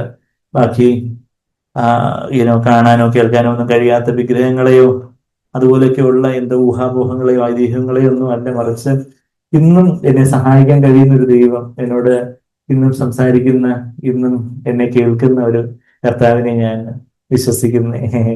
സ്ത്രീകളെ ഫെയ്ത്തിലേക്ക് വരുന്നതിന്റെ കാര്യത്തെ കുറിച്ച് സ്ത്രീകളെ സാക്ഷ്യം പറയുമ്പോൾ സ്ത്രീകൾ പറയും ഇങ്ങനെ, ഞങ്ങള് ആ ഒരു പാരമ്പര്യത്തിലൊക്കെ ആയിരുന്ന സമയത്ത് എന്താ വിഗ്രഹങ്ങളെ മനുഷ്യർ വേണം എടുത്തോണ്ട് പോയി അങ്ങോട്ട് എടുത്തുകൊണ്ട് വെക്കണം, ഇങ്ങോട്ട് എടുത്തുകൊണ്ട് വെക്കണം, അവർക്കൊന്നും ചെയ്യാൻ കഴിയാത്ത ഈ ദൈവത്തെ വിശ്വസിച്ചിട്ട് എന്താ ചെയ്യാൻ പറ്റുന്നതെന്ന് പറഞ്ഞതുപോലെ ആ ഒരു നമ്മളുടെ ജീവിക്കുന്ന ഒരു ദൈവമാണെന്നുള്ളൊരു ആ ഒരു കാര്യം. നമ്മള് വെളിപാട് പുസ്തകം 1:17 നമ്മൾ വായിച്ചു. അവിടെ എന്താ നമ്മൾ വായിച്ചത്? He's alpha and omega. അവിടുന്ന് തുടങ്ങിയവനാണെങ്കിൽ അവിടുന്ന് ഒടുക്കത്തോളം നമ്മളെ നിലനിർത്തുന്ന കർത്താവാണ്. നമ്മളതാ വെളിപാട് പുസ്തകം 1:17 അവന്റെ വലങ്കരം വെച്ച് ഭയപ്പെടേണ്ടെന്ന് പറഞ്ഞിട്ട് എന്താ പറയുന്നേ? എന്തുകൊണ്ടാണ് ഭയപ്പെടേണ്ടാത്തെ? ഞാന് ആദ്യനും അന്തിനുമാകുന്നു, ഞാനാണ് എല്ലാത്തിന്റെയും തുടക്കം, ഞാനാണ് എല്ലാത്തിന്റെയും ഒടുക്കം. അങ്ങനെ ഒരു കർത്താവിനെ ഞാൻ വിശ്വസിക്കുന്നത്. ആ ഒരു വിശ്വാസം, കാരണം അങ്ങനെയുള്ളൊരു കർത്താവിലുള്ള ഒരു വിശ്വാസം. I am the first and the last എന്ന് പറയുന്ന ഒരു കർത്താവ്. I am the living one, ജീവനുള്ളവനും ഞാനാകുന്നു. ഇതേ 1-ാം അധ്യായത്തിൽ തന്നെ 8-ാമത്തെ വാക്യത്തിൽ എന്താ പറയുന്നേ? ഞാൻ ആൽഫയും ഒമേഗയും ആകുന്നു. ഈ ആൽഫയും ഒമേഗയൊക്കെ എന്തുവാ? A to Z നമ്മൾ പറയുന്നത് പോലെ ഗ്രീക്കിലാണല്ലോ പുതിയ നിയമം എഴുതപ്പെട്ടത് ആദ്യമായിട്ട്. അപ്പം ഗ്രീക്ക് ആൽഫബറ്റിന്റെ ആദ്യത്തെ ലെറ്റർ ഏതാ? ആൽഫ. അവസാനത്തെ ലെറ്റർ ഒമേഗ. നമ്മള് A to Z എന്ന് നമ്മൾ ഇംഗ്ലീഷിൽ പറയുന്നത് പോലെ കർത്താവാണ്. ഇപ്പൊ നമ്മുടെ ജീവിതത്തില് കർത്താവ് ഒരു പ്രവൃത്തി തുടങ്ങിയാൽ അവിടുന്ന് അത് അവസാനത്തോളം അത് തികയ്ക്കും. നമുക്ക് ആ വാക്യം അറിയാം. ഇവിടെ ഫിലിപ്പ് 1:4-6 വാക്യങ്ങളല്ല, 4-6 ഞാൻ പറയാം, കാരണം മലയാളത്തിലും ഇംഗ്ലീഷിലും 2 വാക്യങ്ങളാണ്. മീറ്റിംഗ് നടക്കുമ്പോൾ മെസ്സേജ് പറയുമ്പോൾ ഉറങ്ങാതിരിക്കാനും കർത്താവ് എന്നെ ശക്തനാക്കാൻ കഴിയും എന്ന് പറയുന്നത്, ഈ മെസ്സേജിന്റെ തുടക്കം എന്നെ ശ്രദ്ധിപ്പിച്ചെങ്കിൽ ഇത് അവസാനത്തോടെ കേൾക്കുന്ന കർത്താവ് എനിക്ക് ശക്തി തരും എന്ന് പറയുന്നത് ഒരു വിശ്വാസമാണ്. ആ ഒരു വിശ്വാസത്തോടെ ഞാൻ ആ ഫിലിപ്പിയറിലെ ആ വാക്യത്തിലേക്ക് നമുക്ക് പോകാം. അതിനു മുമ്പ് ഈ വെളിപാട് പുസ്തകം നമ്മളിപ്പോ 1:8 കണ്ടു, 1:17 കണ്ടു. പിന്നെ ഇതേ വെളിപാട് പുസ്തകത്തിന്റെ 21-ാം അധ്യായമൊക്കെ നമ്മള് വാക്യപ്രതിവാക്യമായിട്ടൊക്കെ നമ്മൾ വായിക്കുമ്പോൾ നമ്മൾ കണ്ടായിരുന്നു. എവിടെ അതിന്റെ 6-ാമത്തെ വാക്യം, പുതിയ ആകാശവും പുതിയ ഭൂമിയും. അവിടെയും ഈ കർത്താവ് എന്താ പറയുന്നേ? It is done. വെളിപാട് പുസ്തകം 21-ാമത്തെ വാക്യം, പിന്നെ അവൻ എന്നോട് അരുളി ചെയ്തത് സംഭവിച്ചു തീർന്നു. It is done. ഈ വാക്യം നമ്മളവിടെ വാക്യപ്രതിവാക്യമായിട്ട് നമ്മളുടെ റെവല്യൂഷൻ ബൈബിൾ സ്റ്റഡി ചെയ്യുന്ന സമയത്ത് അതിന്റെ തൊട്ട് ആ ആഴ്ചയായിരുന്നു ഞങ്ങളുടെ ഹൗസ് ഡെഡിക്കേഷൻ. അവിടെ ഹൗസ് ഡെഡിക്കേഷന്റെ പ്രത്യേകത നമുക്കെല്ലാം അറിയാം. ഇത് എപ്പം ഇതിങ്ങനെ തീരാതിരിക്കുന്നത്, എപ്പോഴെങ്കിലും തീരുവോ, എപ്പോഴെങ്കിലും ഫിനിഷ്ഡ് ആവുമോ എന്നുള്ള ഒരു യഥാർത്ഥത്തില് നമ്മുടെ കോൺട്രാക്ടർ ആൾക്കാരൊക്കെ ഇപ്പം തീർത്ത് തരാന്നൊക്കെ പറയുന്നുണ്ട്. നോക്കുമ്പോൾ പിന്നെയും പലതൊക്കെ അൺഫിനിഷ്ഡ് ആയിട്ട് ഇരിക്കുന്നു. അപ്പൊ ആ ആഴ്ച ഇപ്പൊ ജൂലൈ 20-ാം തീയതി ഞായറാഴ്ച അല്ലെങ്കിൽ അതിന് മുമ്പുള്ള ആ ബുധനാഴ്ച ഈ പോർഷനില് ഞാനിത് സംസാരിക്കുമ്പോൾ ദൈവം എന്നോട് തന്നെ ഇത് സംസാരിച്ചു. ചെറുതായിട്ട് വേദനകളില് ഇത് തീർന്നിരിക്കുന്നു, സംഭവിച്ചു തീർന്നിരിക്കുന്നു. അപ്പൊ ചെയ്യാം എന്നുള്ള കാര്യം ഉറപ്പാണ്. എനിക്കൊന്ന് അതിന്റെ തലയാഴ്ചയാണ് എന്റെ തലേ ബുധനാഴ്ച എന്ന് വെച്ചാൽ ഞാനത് അവിടെ LS മീറ്റിംഗിൽ ചെന്ന് അവിടെ ടെസ്റ്റിഫൈ ചെയ്യുന്ന ഓർമ്മയുണ്ട്. എന്റെ തലേന്നിന്റെ തലേ ബുധനാഴ്ചയാണെന്ന് തോന്നുന്നു. It is done. സംഭവിച്ചു തീർന്നു. ഇപ്പൊ നമ്മുടെ ജീവിതത്തിലൊക്കെ ചില കാര്യങ്ങളൊക്കെ ഇതൊക്കെ ഈ ജോലി, ഇത്രയും വലിയ ഫയലുകളുടെ കൂമ്പാരം, അല്ലെങ്കിൽ ഇത്രയും വലിയ കാര്യങ്ങൾ, ഇത്രയും പേഷ്യൻസിന് ഇഞ്ചക്ഷൻ കൊടുക്കണം, അല്ലെങ്കിൽ നേഴ്സുമാരായിട്ടുള്ള സഹോദരങ്ങളുണ്ട് അല്ലെ, അല്ലെങ്കിൽ വേറെ അതുപോലെയുള്ള ഒത്തിരി ജോലി കാര്യങ്ങളൊക്കെ തീർക്കാനുണ്ട്. എന്നാൽ കർത്താവിന്റെ കാര്യങ്ങളിൽ സംഭവിച്ചു തീർന്നു എന്ന് പറഞ്ഞാൽ നമ്മളവിടെ വെറുതെ ഇരിക്കാനല്ലേ, കർത്താവ് നമ്മളെ ശക്തിപ്പെടുത്തും. ആ ശക്തിയോട് നമ്മളങ്ങ് ആ ഒരു ധൈര്യത്തോടെ നമ്മൾ മുമ്പോട്ട് പോകണം. നമ്മുടെ ഗിദെയോനോട് പറഞ്ഞതുപോലെ ഈ ബലത്തിൽ നീ അങ്ങ് പോവുക എന്ന് പറയുന്ന ആ ഒരു വാക്യം ഇവിടെ ഒരു വിരൽ വെച്ചുകൊണ്ട് ന്യായാധിപന്മാരുടെ പുസ്തകത്തിലേക്ക് നമ്മളൊന്ന് പോവുകയാണെങ്കിൽ ഗിദെയോനോട് ദൈവം പറയുന്ന ആ വാക്യം ന്യായാധിപന്മാരുടെ പുസ്തകം അതിന്റെ 6-ാം അധ്യായത്തില് നമ്മൾ വായിക്കുന്നുണ്ട്. The Lord is with you, O valiant Warrier.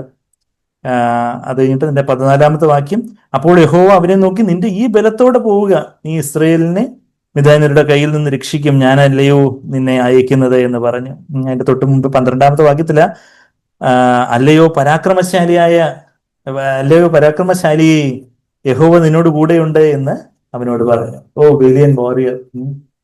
ഗിദെയോനടുത്ത് നമ്മള് അല്ലയോ ഏറ്റവും ടോപ്പ് മാർക്ക് വാങ്ങിക്കുന്നവനെ, ഇപ്പൊ ചിലപ്പോൾ മാർക്ക് നമ്മൾക്ക് ചിലപ്പോൾ ഏറ്റവും പിന്നെ മാർക്ക് കുറഞ്ഞിരിക്കുന്ന ആളായിരിക്കും. കർത്താവ് അല്ലയോ ഏറ്റവും ടോപ്പർ ആയിട്ടുള്ളതിനെ, അല്ലെങ്കിൽ ഏറ്റവും ബെസ്റ്റ് സ്കോർ ഉള്ളതിനെ, അല്ലെങ്കിൽ നമുക്ക് വല്ലാത്ത നമ്മുടെ ജോലിയിലൊക്കെ വല്ലാതെ പ്രയാസമോ കാര്യങ്ങളോ ഒക്കെ ആയിരിക്കും, അല്ലെങ്കിൽ നമ്മുടെ എന്തെങ്കിലും കാര്യങ്ങൾ. അപ്പൊ അവിടെ കർത്താവ് നമ്മളെന്താ വിളിക്കുന്നത്? അല്ലയോ പരാക്രമശാലിയെ. ഗിദെയോനെന്തോ വലിയ വലിയ കാര്യങ്ങളൊന്നും ചെയ്തില്ല. ഗിദെയോന്റെ ആ കാര്യങ്ങളൊക്കെ, ഗിദെയോന്റെ പല വീഴ്ചകളും കാര്യങ്ങളും ഒക്കെയും പിന്നെ നമ്മൾ വായിക്കുന്നുണ്ട്. എന്നാൽ ന്യായാധിപന്മാരുടെ പുസ്തകം 6:12, ഓ ലോർഡ് ഈസ് വിത്ത് യു, ഓ വേലിയന്റ് വാരിയർ, പരാക്രമശാലിയെ, യഹോവ നിന്നോട് കൂടെ ഉണ്ട്, നിന്റെ ഈ ബലത്തോടെ പോവുക.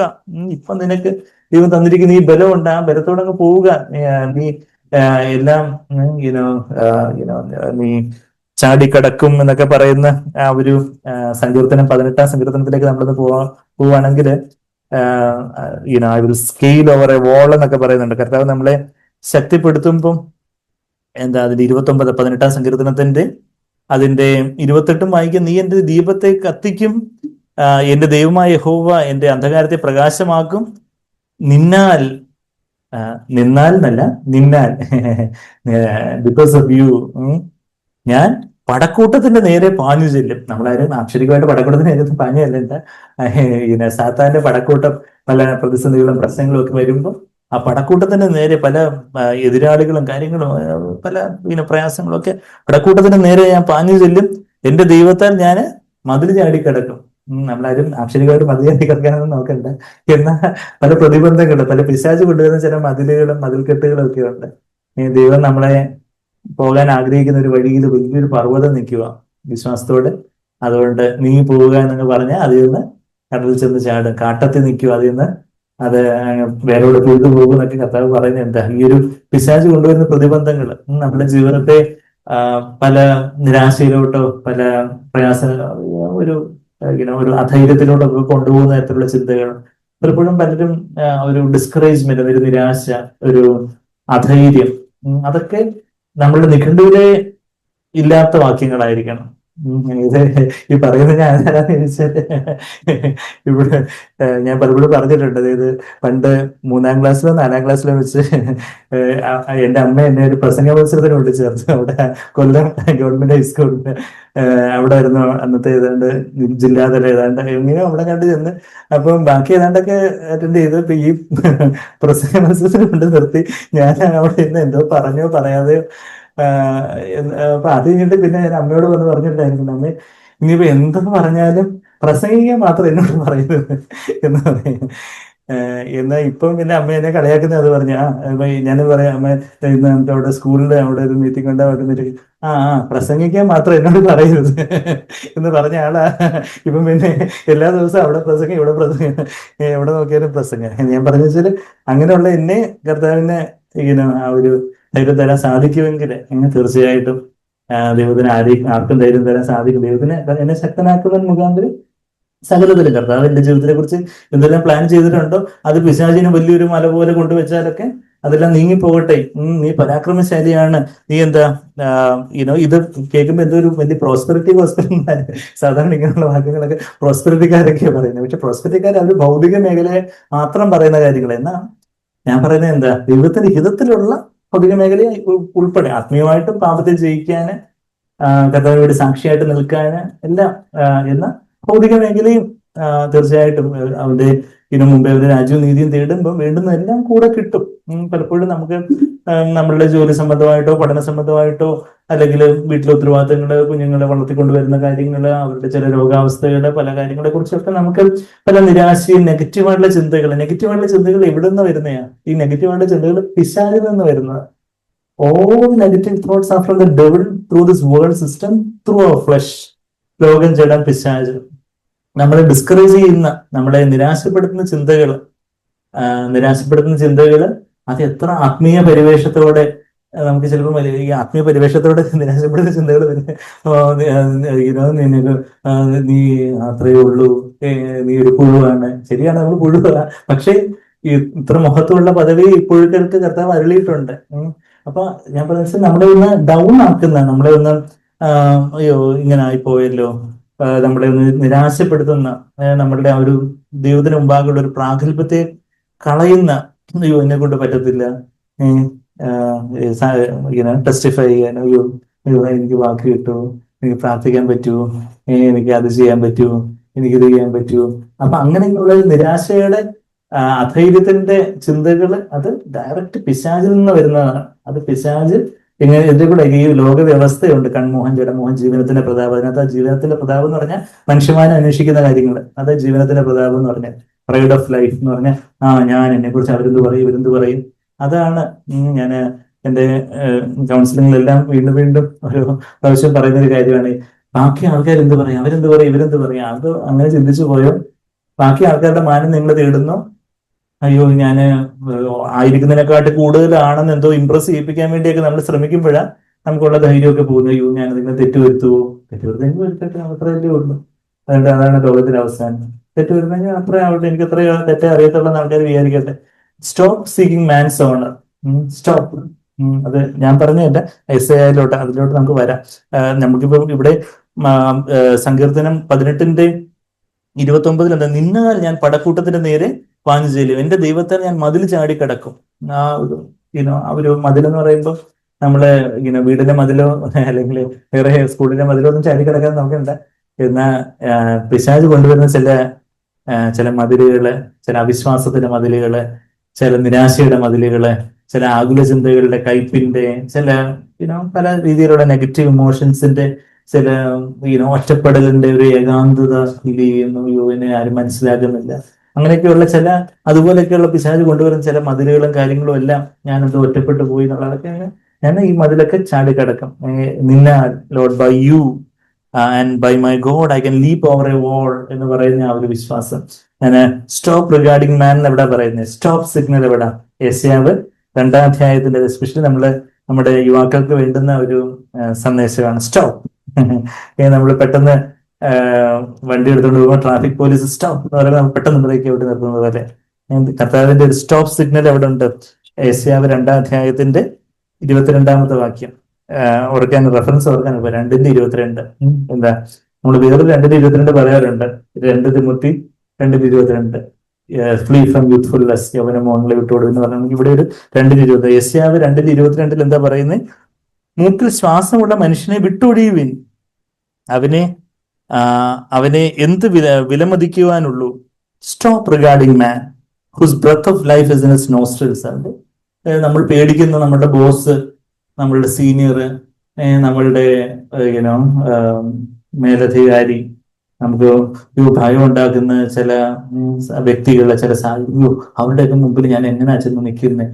അവരൊക്കെ വലിയ വലിയ ആൾക്കാർ, ഞാനൊക്കെ ഇത്രയേ ഉള്ളൂ, ഞാനെന്തോ ഗലിവറും ഗലിപൊട്ടുമാതിരി ഞാൻ ഇത്രയേ ഉള്ളൂ, അവർക്ക് എന്തോ വലിയ ആൾക്കാർ എന്ന് പറയുന്നത് സ്റ്റോപ്പ് റിഗാർഡിങ് മാൻ.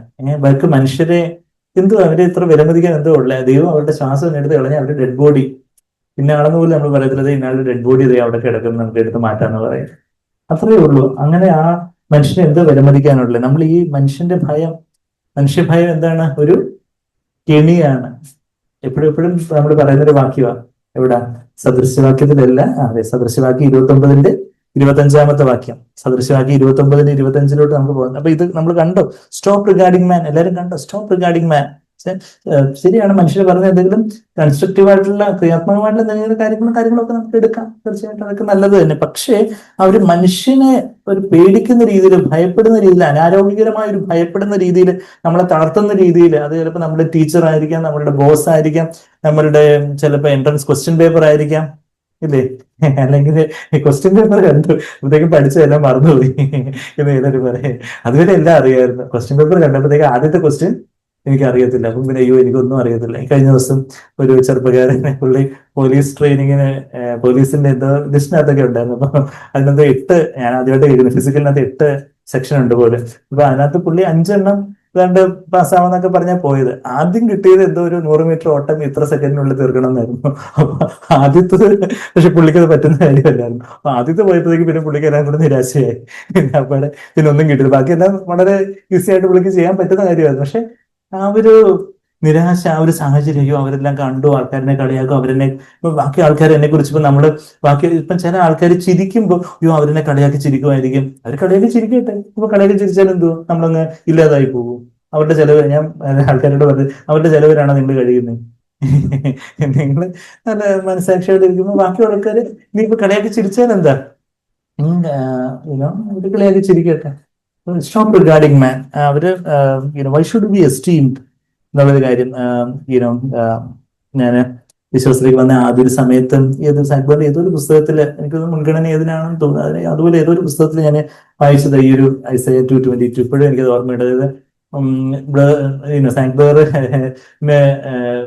മറ്റു മനുഷ്യരുടെയൊക്കെ മുമ്പായിട്ട് നിന്ന് വചനമൊക്കെ പറയാന് ചെറുപ്പക്കാരനായിരുന്ന സമയത്ത് ഒരു സ്വാഭാവികമായിട്ട് ഒരു ഭയവും കാര്യങ്ങളൊക്കെ വരുന്ന സമയത്ത് ദൈവം ഈ വചനം ഓർപ്പിച്ചതും ബ്രദറിന് ദൈവം കൊടുത്ത ഒരു പിക്ചർ ഇങ്ങനെയാണ് എന്ന് പറഞ്ഞാല്, മനുഷ്യരെല്ലാം കുറെ മണൽ ചാക്കുകൾ മാതിരിയാണ് എന്ന് പറഞ്ഞാല്, ഇപ്പൊ കുറെ മണൽ ചാക്കുകൾ കുറെ ഇപ്പൊ മണൽ ചാക്കുകൾ ഇട്ടിട്ടുണ്ടെന്നിരിക്കട്ടെ, അതിന്റെ മുമ്പിൽ വെച്ച് നമുക്ക് പ്രസംഗിക്കണമെന്നിരിക്കട്ടെ. ഈ മണച്ചാക്കളുടെ മുമ്പ് വെച്ച് പ്രസംഗിക്കാൻ എന്തിനാ എളുപ്പം? മണച്ചാക്കൾ ഏതാണ്ട് ചിരിക്കൂ, കളിയാക്കൂ, അല്ലെങ്കിൽ അവര് വിധിക്കൂ, മാർക്ക് പറയൂ, എന്തെങ്കിലും ചെയ്യൂ.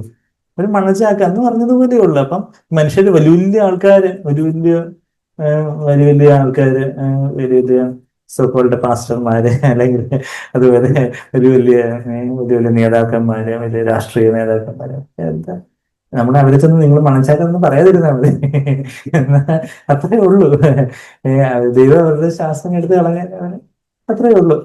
ആ ഒരു ധൈര്യം അതാ നമ്മളിവിടെ തിരിച്ച് സദൃശവാക്യം 29-ാം അധ്യായത്തിലേക്ക് വരുമ്പം അതിന്റെ 25-ാമത്തെ വാക്യം നമ്മൾ പലപ്പോഴും പറഞ്ഞിട്ടുള്ള വാക്യം. പക്ഷെ അത് തീർച്ചയായിട്ടും അത് നമ്മുടെ ഹൃദയപലകമയിലെ കർത്താവ് വീണ്ടും വീണ്ടും എഴുതേണ്ട ഒരു കാര്യം എന്ന് വെച്ചാൽ, നമ്മുടെ ജഡത്തിൽ അങ്ങനെ ഒരു മനുഷ്യനെ ഭയക്കുന്ന ഒരു കാര്യം ഉണ്ട്. അവരെന്ത് പറയും, ഇവരെന്ത് പറയും, എനിക്ക് അങ്ങനെ അങ്ങനെ പറ്റുമോ, അതാണോ എനിക്ക് അങ്ങനെ പറ്റുമോ, അങ്ങനെയുള്ള ഒരു കാര്യങ്ങളൊക്കെ സദൃശവാക്യം 29-ന്റെ 25-ാമത്തെ വാക്യത്തില് മനുഷ്യഭയം ഒരു കെണിയാണ്, ഒരു സ്നെയറാണ്. ഒരു പക്ഷി ഉയരത്തില് ചിറകടിച്ച് പറന്നു വരേണ്ട ഒരു പക്ഷി ഒരു കെണിയിൽ അകപ്പെട്ടാൽ എന്തോ പറ്റും? അത് അവിടെ ഇട്ട് ചിറകടിച്ചിട്ട് അടിക്കാനേ പറ്റത്തുള്ളൂ. അപ്പൊ മനുഷ്യനെ ഭയപ്പെട്ട് നമ്മൾ ഉയരത്തിൽ കഴുകനെ പോലെ ചിറകടിച്ച് പറന്ന് ഉയരണം. കർത്താവിനെ കാത്തിരിക്കുന്ന ഒരു പുതുവിധം പ്രാപിച്ച് കഴുകനെ പോലെ ചിറകടിച്ച് പറന്ന് ഉയരണം എന്നാണ് യെശയ്യാവ് 40:31 വാക്യം. യെശയ്യാവ് 40:31 എന്റെ ലാസ്റ്റ് വാക്യത്തിൽ അതാ നമ്മൾ വായിക്കുന്നത്. അങ്ങനെ ഒരു മനുഷ്യഭയത്തിലോ അങ്ങനെയുള്ള കെണികളോ ഒക്കെ വിട്ട് അതുപോലെ പറക്കണമെന്ന് കർത്താവ് ആഗ്രഹിക്കുന്നത്. എന്നാൽ നമ്മൾ മനുഷ്യനെ ഭയക്കുമ്പോൾ മനുഷ്യനെ ഭയക്കുമ്പോൾ ചിലപ്പോൾ മനുഷ്യമാനം തേടുന്നതായിരിക്കും. മനുഷ്യനെ ഭയക്കുന്ന പറയുമ്പോൾ നമ്മളൊന്ന് പേടിക്കുന്നില്ലായിരിക്കും. പക്ഷെ അവരൊന്ന് ഇമ്പ്രസ് ചെയ്യിപ്പിക്കണം, അവരുടെ മുമ്പാകെ ഒരു മതിപ്പുളവാക്കണം. അത് നമ്മൾ മറ്റാരെ ഇമ്പ്രസ് ചെയ്യാൻ നോക്കണ്ട. നമ്മൾ കർത്താവിന്റെ മുമ്പാകെ ജീവിക്കുന്നു. ആൾക്കാരിപ്പോ എന്ത് പറയുന്ന കാര്യമില്ല. ദൈവം നമുക്ക് നമ്മുടേതായ ചില സ്ട്രെങ്സും വീക്ക്നെസ്സും ഒക്കെ ഉണ്ട്. നമ്മളെ ചില പോസിറ്റീവായിട്ട് ദൈവം ആട്രിബ്യൂട്ട്സ് ഉണ്ട്, എന്നാൽ ചെറിയ കുറവുകളൊക്കെ നമുക്കുണ്ട്. പക്ഷെ ഇപ്പൊ ഒരു കുറവില്ലാത്ത ആളാന്ന് ഞാൻ അഭിനയിക്കുമ്പോഴാണ് എനിക്ക് ടെൻഷൻ വരുന്നത്. എനിക്കെല്ലാം അറിയാം, ഞാനൊരു സർവ്വവിജ്ഞാന കോശമാണെന്ന് പറഞ്ഞുകൊണ്ട് അഭിനയിക്കാൻ തുടങ്ങിയാൽ എനിക്ക് ഭയങ്കര ടെൻഷനായിരിക്കും. എന്ന് വെച്ചാൽ ഏത് സമയത്ത് ഞാൻ പിടിക്കപ്പെടുന്നതെന്ന് അറിയത്തില്ല. ഏതെങ്കിലും ചോദ്യം ചോദിക്കുമ്പോൾ അയ്യോ അതെനിക്ക് അറിയത്തില്ല. അപ്പൊ പിന്നെ ഞാൻ അഭിനയിക്കാൻ തുടങ്ങുമ്പോൾ ടെൻഷനാണ്. പക്ഷെ നമ്മുടെ നാച്ചുറലായിട്ട് അഭിനയം ഒന്നും വരാം. ഞാൻ ഇത്രയേ ഉള്ളൂ, ശരി, കുറച്ച് കാര്യങ്ങൾ അറിയാം, കുറച്ച് കാര്യങ്ങൾ അറിയത്തില്ല, അത്രയേ ഉള്ളൂ. അപ്പൊ നമ്മൾ ഏറ്റവും നമ്മളില്ലാത്ത കാര്യങ്ങൾ, നമ്മളിപ്പോ ഒരു ഇന്റർവ്യൂവിന് ചെല്ലുമ്പോൾ അല്ലെങ്കിൽ നമ്മളൊരു എക്സാമിന് ചെല്ലുമ്പോൾ വൈവയ്ക്ക് ചെല്ലുമ്പോൾ എനിക്ക് എല്ലാം അറിയാമെന്ന് ഭാവിക്കുവാണെങ്കിൽ നമുക്ക് ഭയങ്കര ടെൻഷനാണ്. പക്ഷെ നമുക്ക് ഇത്രയേ ഉള്ളൂ, കുറച്ച് കാര്യങ്ങൾ അറിയാം, കുറച്ച് കാര്യങ്ങൾ അറിയാവുന്ന കാര്യം നമ്മൾ പറയുന്നത്, അറിയാത്ത കാര്യങ്ങൾ ഐ ഡോണ്ട് നോ അറിയാം, അത്രയേ ഉള്ളൂ കാര്യങ്ങൾ. പക്ഷെ നമ്മൾ മനുഷ്യഭയം ഒരു കെണിയാണ്. അപ്പൊ ആ കെണിയിലോട്ട് അകപ്പെട്ട് നീ പോയാൽ പോലും എന്ത് ചെയ്യണം? ഈ കെണിയിൽ നിന്ന് വെളി വരണമെങ്കിൽ യഹോവയിൽ ആശ്രയിക്കുന്നവനോ രക്ഷ പ്രാപിക്കാം. ആ രക്ഷ പ്രാപിക്കുന്നതിനുള്ള പദം എബ്രായ ഭാഷയിലെ സഖാവ് ആണെന്നുള്ള കാര്യമൊക്കെ നമ്മൾ പലപ്പോഴും പറഞ്ഞിട്ടുണ്ട്. സഖാവെന്ന് നമ്മള് കമ്മ്യൂണിസ്റ്റ് സഖാവല്ല, സഖാവ്. ഓർക്കാൻ എളുപ്പത്തിന് അങ്ങനെയൊക്കെയുള്ള ചില നമ്മൾ അതിന് ഓർത്തില്ലേലും ഞാനത് പറയുന്ന കാര്യം, രക്ഷ പ്രാപിക്കുന്നുള്ള വാക്ക് അതിന്റെ ട്രാൻസ്ലേഷൻ അത്ര കറക്റ്റ്, അതിന്റെ ഒരു ആക്യുറേറ്റ് ലിറ്ററൽ ആയിട്ടുള്ള ട്രാൻസ്ലേഷൻ NASB കുറച്ചുകൂടെ കറക്റ്റ് എന്ന് പറയാം. വിൽ ബി എക്സോൾട്ടഡ്, ഉയർച്ച പ്രാപിക്കുക. ആ ഉയർച്ച പ്രാപിക്കുക എന്ന് പറഞ്ഞാല് സഖാബ് എന്നുള്ള വാക്കിന് അർത്ഥം to be high, be inaccessibly high, to be too high for capture. എന്നുവെച്ചാൽ മറ്റേ ആൾക്ക് ക്യാപ്ചർ ചെയ്യാനും പിടിക്കാൻ പറ്റാതെ വണ്ണം ഹൈ എന്ന് പറഞ്ഞാൽ എന്ത്, ഈ ചിറകടിച്ച് പറന്നു വരുന്ന പക്ഷിക്ക്. അതാ അവിടെ പരിശുദ്ധാത്മാവ് സദൃശ്യമാക്കി 29-25 എഴുതിയിരിക്കുന്നത്. നമ്മൾ അതുപോലെ പറന്നടിച്ച് ഉയരാനൊക്കെ എപ്പോഴാണ്? യഹോവയിൽ ആശ്രയിച്ചാൽ മതി. പിന്നെ ശക്തനാക്കുന്നവൻ എന്നുള്ളത് ഞാൻ ശരിക്കും അങ്ങനെ ഇപ്പൊ പറയാറില്ല. ശക്തനാക്കുന്ന ക്രിസ്തു, അവിടെ ക്രിസ്തുവിനെ തന്നെ ശക്തനാക്കുന്ന ഏതോ അവൻ എന്നുള്ള നിലയല്ല, എന്നെ ശക്തനാക്കുന്ന ക്രിസ്തു മുഖാന്തരം നമ്മൾ ആ ഫിലിപ്പിയ ലേഖനത്തിലെ ആ വാക്യത്തിലേക്ക് ഞാനൊന്ന് വരുവാണെങ്കിൽ, നമ്മൾ അവിടെ നിന്നാണല്ലോ തുടങ്ങിയത്. ഫിലിപ്പിയർ ലേഖനം 4:13 ക്രിസ്തു മുഖാന്തരം എന്നുള്ള വാക്ക് അവിടെ കറക്റ്റ് ആണോ എന്ന് ചോദിച്ചാൽ through Christ to strengthens me എന്ന NASB എഴുതിയിരിക്കുന്നേ. പക്ഷെ നമ്മള് ഗ്രീക്കിലേക്ക് നോക്കുമ്പോൾ എൻ എന്ന് പറയുന്ന EN എന്ന് പറഞ്ഞൊരു ഗ്രീക്ക് വാക്ക് അവിടെ ഉപയോഗിച്ചിരിക്കുന്നത്. EN എന്നുള്ള വാക്ക് അതിന് ഇന്നെന്നുണ്ട്. അതിന്റെ കോമൺ ആയിട്ടുള്ള ട്രാൻസ്ലേഷൻ എന്താണെന്ന് വെച്ചാൽ എൻ ക്രിസ്തോസ് എന്ന് പറഞ്ഞാൽ ഇൻ ക്രൈസ്റ്റ് എന്നാണ്. ആ എന്നുള്ള വാക്ക് അത് പല ഏറ്റവും അധികം ട്രാൻസ്ലേറ്റ് ചെയ്തിരിക്കുന്ന ബൈബിളില് ഇൻ എന്ന് തന്നെയാണ് ട്രാൻസ്ലേറ്റ് ചെയ്തിരിക്കുന്നത്. ത്രൂന്നും ട്രാൻസ്ലേറ്റ് ചെയ്യാം എന്നുള്ളൊരു വാക്ക്. അപ്പം അതായത് I can do all things through in Christ who strengthens me എന്ന കുറച്ചുകൂടെ എനിക്ക് ഇഷ്ടപ്പെട്ട ട്രാൻസ്ലേഷൻ. ഞാൻ ട്രാൻസ്ലേറ്റ് ചെയ്യുവാണെങ്കിൽ ഇൻ ക്രൈസ്റ്റ് എന്ന് എഴുതുന്നത് വെച്ചാൽ നമ്മൾ ക്രിസ്തുവിൽ, അപ്പം ട്രാൻസ്ലേറ്റ് ചെയ്യുന്നവർ വിളിച്ചാണ് ക്രിസ്തുവിലൂടെ എനിക്കെല്ലാം പറ്റുമെന്ന് എഴുതിയാൽ മതിയല്ലോ എന്ന് വിചാരിച്ചാണ്. പക്ഷെ നമുക്ക് അറിയാം, ക്രിസ്തുവിൽ വസിക്കാതെ എന്നെ കൂടാതെ നിങ്ങൾക്കൊന്നും കഴിയത്തില്ല എന്നവിടെ യോഹന്നാൻ 15:5 പറയുമ്പം അവിടെ യേശുവിൽ വസിക്കുന്ന കാര്യം പറയുന്നത്. അപ്പൊ യേശുവിലാണ് എനിക്കെല്ലാം സാധിക്കുന്നത്. യേശുവിൽ ഞാനങ്ങ് മറന്നിരുന്നാൽ മതി. അത് നമ്മളിപ്പം സദൃശ്യവാക്യം 29-25 നമ്മളെന്താ വായിച്ചേ? കർത്താവിൽ ആശ്രയിക്കുന്നവൻ, കർത്താവിലെ എല്ലാ കോൺഫിഡൻസും കർത്താവിലങ്ങ് വെച്ച് ഞാനങ്ങ് കർത്താവ് എന്നെ കൊണ്ടൊന്നും പറ്റത്തില്ല എന്ന അങ്ങനെ ഞാനങ്ങ് വസിക്കുന്നു. I abide in you. ഒരു കൊമ്പ് മുന്തിരിയോടയിൽ വസിക്കുന്നത് പോലെ ഞാൻ അങ്ങനെ അങ്ങ് വസിക്കുന്നു. അങ്ങയിൽ എനിക്കെല്ലാം സാധിക്കും. ആ ഒരു കോൺഫിഡൻസ് കർത്താവ് എന്ത് കാര്യങ്ങളും കർത്താവെ അവിടുന്ന് എന്ത് ദൗത്യങ്ങൾ ഏൽപ്പിച്ചാലും അവിടുന്ന് എന്ത് കാര്യങ്ങൾ ഏൽപ്പിച്ചാലും അവിടുന്ന് എന്ത് കാര്യങ്ങൾ പറഞ്ഞാലും കർത്താവെ അവിടുന്ന് എനിക്ക് വേണ്ടി എന്തെല്ലാം പ്ലാൻസ്, കർത്താവിന് നമ്മളെക്കുറിച്ച് എന്തെല്ലാം ഗ്ലോറിയസ് ആയിട്ടുള്ള ഏറ്റവും മഹത്വകരമായിട്ടുള്ള പദ്ധതികളുണ്ട്. I have plans for your welfare not for calamity. I know the plans that I have for you. എവിടെ പറയുന്നത്? ജെറമയ 29:11. യെരമ്യാവ് 29:11 വരുന്നത് I know the plans I have for you. കർത്താവ് നമ്മളെ കുറിച്ച് ഗ്ലോറിയസ് ആയിട്ടുള്ള ഏറ്റവും മഹത്വപരമായിട്ടുള്ള പ്ലാൻസ്, ആത്മീയമായിട്ടും ഭൗതികമായിട്ടും എല്ലാം ഏറ്റവും നമ്മുടെ ബെസ്റ്റ് ആഗ്രഹിക്കുന്ന ഒരു സ്വർഗീയ പിതാവെല്ലാം പ്ലാൻ ചെയ്ത് വെച്ചിട്ടുണ്ട്. അപ്പൊ കർത്താവേ, ഞാൻ വിശ്വസിക്കുന്നു, ഞാൻ അങ്ങനെ അങ്ങ് വസിക്കുന്നു. എന്റെ കുറച്ച് തുക്കട പ്ലാൻസ് ഉണ്ട്, അതെല്ലാം കൂടെ ഞാൻ എന്ത് ചെയ്യുന്നു, അങ്ങ് സറണ്ടർ ചെയ്യുന്നു. എന്റേതായ പ്ലാൻസും കൊണ്ട് ഞാനൊരു പിച്ചച്ചട്ടിയും കൊണ്ട് ഇരുന്ന കർത്താവിന്റെ വലിയ ട്രഷേഴ്സ് എനിക്ക് സ്വീകരിക്കാൻ പറ്റത്തില്ല. കക്ഷത്തിലിരിക്കുന്ന പോവുകയും ചെയ്ത് ഒത്തിരി രീതിക്ക് വേണമെന്ന് തന്നെ എന്ന് പറഞ്ഞാൽ പറ്റത്തില്ല. എന്റേതായ ചില സ്വയത്തിന്റെ ചില പ്ലാനുകളും കാര്യങ്ങളും ഒക്കെ കാണും. പക്ഷെ അതൊക്കെ കർത്താവ് എല്ലാം ഞാൻ അങ്ങ് സറണ്ടർ ചെയ്യുന്നു. അങ്ങനെ ആവുമ്പോൾ കർത്താവിന്റെ വലിയ പ്ലാൻസ് ഒക്കെ കർത്താവിനെ ഫുൾഫിൽ ചെയ്യാനും, കർത്താവ് അവിടുന്ന് എന്നെ കുറിച്ച് ഇനി എന്തൊക്കെയാണോ ആഗ്രഹിക്കുന്നത്, ഇനിയിപ്പോ ഞാൻ എവിടെല്ലാം അവിടുത്തെ സാക്ഷിയാകണോ, എവിടെല്ലാം എന്നിലൂടെ എവിടെയൊക്കെ കർത്താവിന്റെ സുവിശേഷം ചെല്ലണോ, കർത്താവ് എന്റെ ജീവിതത്തെ കുറിച്ച് ഇനിയിപ്പോ ആരോടൊക്കെ ഞാൻ കർത്താവിന്റെ സാക്ഷിയായിട്ട് നിൽക്കണോ, അല്ലെങ്കിൽ എവിടെല്ലാം കർത്താവിന് എന്നെ കൊണ്ടു ചെല്ലണമോ, അതെല്ലാം കർത്താവെ എനിക്കൊന്നും വേണ്ട. എന്നാ കർത്താവെ അങ്ങോട്ട് നാം മോദത്തിനായിട്ട് അവിടുന്ന് എന്താണോ പ്ലാൻ ചെയ്തിരിക്കുന്നത് അതെല്ലാം എന്റെ ജീവിതത്തിൽ നടക്കണം. അതിനൊരു എന്റെ ഭാഗത്തു നിന്നുള്ള ഒരു എന്താണ് പറയുന്നത്, ഒരു പരിങ്ങല് കാരണം, ഒരു ടിമിഡിറ്റി കാരണം. Timothy was a timid person അല്ലേ? അതുകൊണ്ട് പറയുന്നത് God has not given you a spirit of timidity but of power, love and discipline.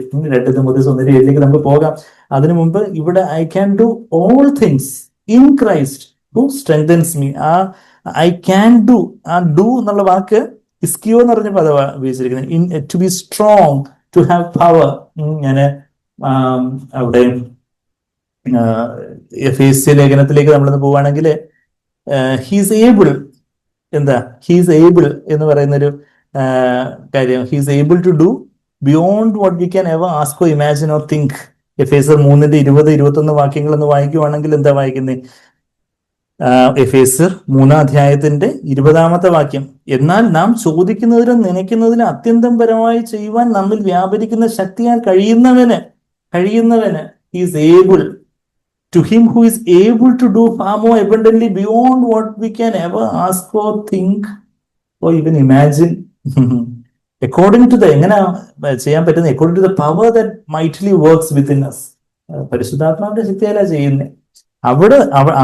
അവനാണ്, ആ കർത്താവിനാണ്, കഴിയുന്നവനാണ് സഭയിലും ക്രിസ്തുയേശുവിലും എന്നേക്കും തലമുറയായി മഹത്വം ഉണ്ടാകട്ടെ, ആമീൻ. അവിടെ നമ്മൾ വായിക്കുന്നത് അവന് കഴിയും, എന്നെ കൊണ്ട് പറ്റത്തില്ല, പക്ഷെ ഹീസ് ഏബിൾ.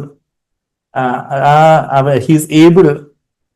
നമ്മൾ ഡൈനാമോ എന്ന് പറഞ്ഞൊരു പദം അവിടെ ഫിലിപ്പീനിൽ നമ്മൾ വായിച്ചു. ഇവിടെ പറഞ്ഞിരിക്കുന്ന പദം ഡൈനാമായി എന്ന് പറഞ്ഞൊരു പദമാണ്. To be able, to have power, that means ability and resources എന്നൊക്കെ അതിന്റെ ആ ഒരു ഗ്രീക്കിലെ സ്ട്രോങ് ഡിക്ഷണറിയിൽ പറഞ്ഞിരിക്കുന്നത്.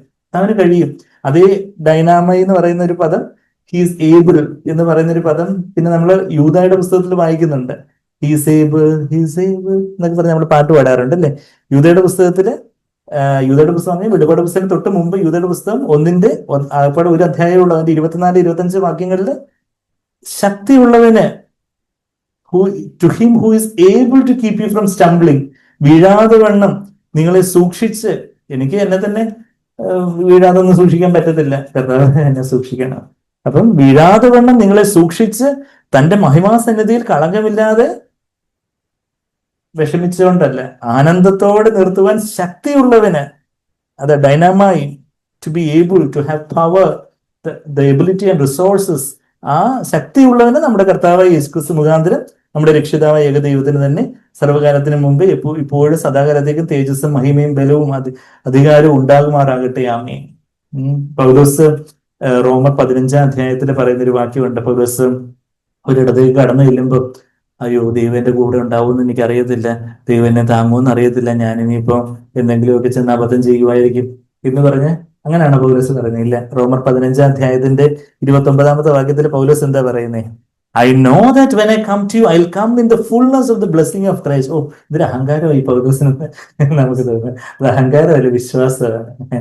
എന്താ റോമർ 15:29 എല്ലാവരും കേട്ടു, ഞാൻ നിങ്ങളുടെ അടുക്കൽ വരുമ്പോൾ ക്രിസ്തുവിന്റെ അനുഗ്രഹപൂർത്തിയുടെ കുറച്ച് എന്തെങ്കിലുമൊക്കെ കൊണ്ട് ഞാൻ വരാൻ നോക്കാം.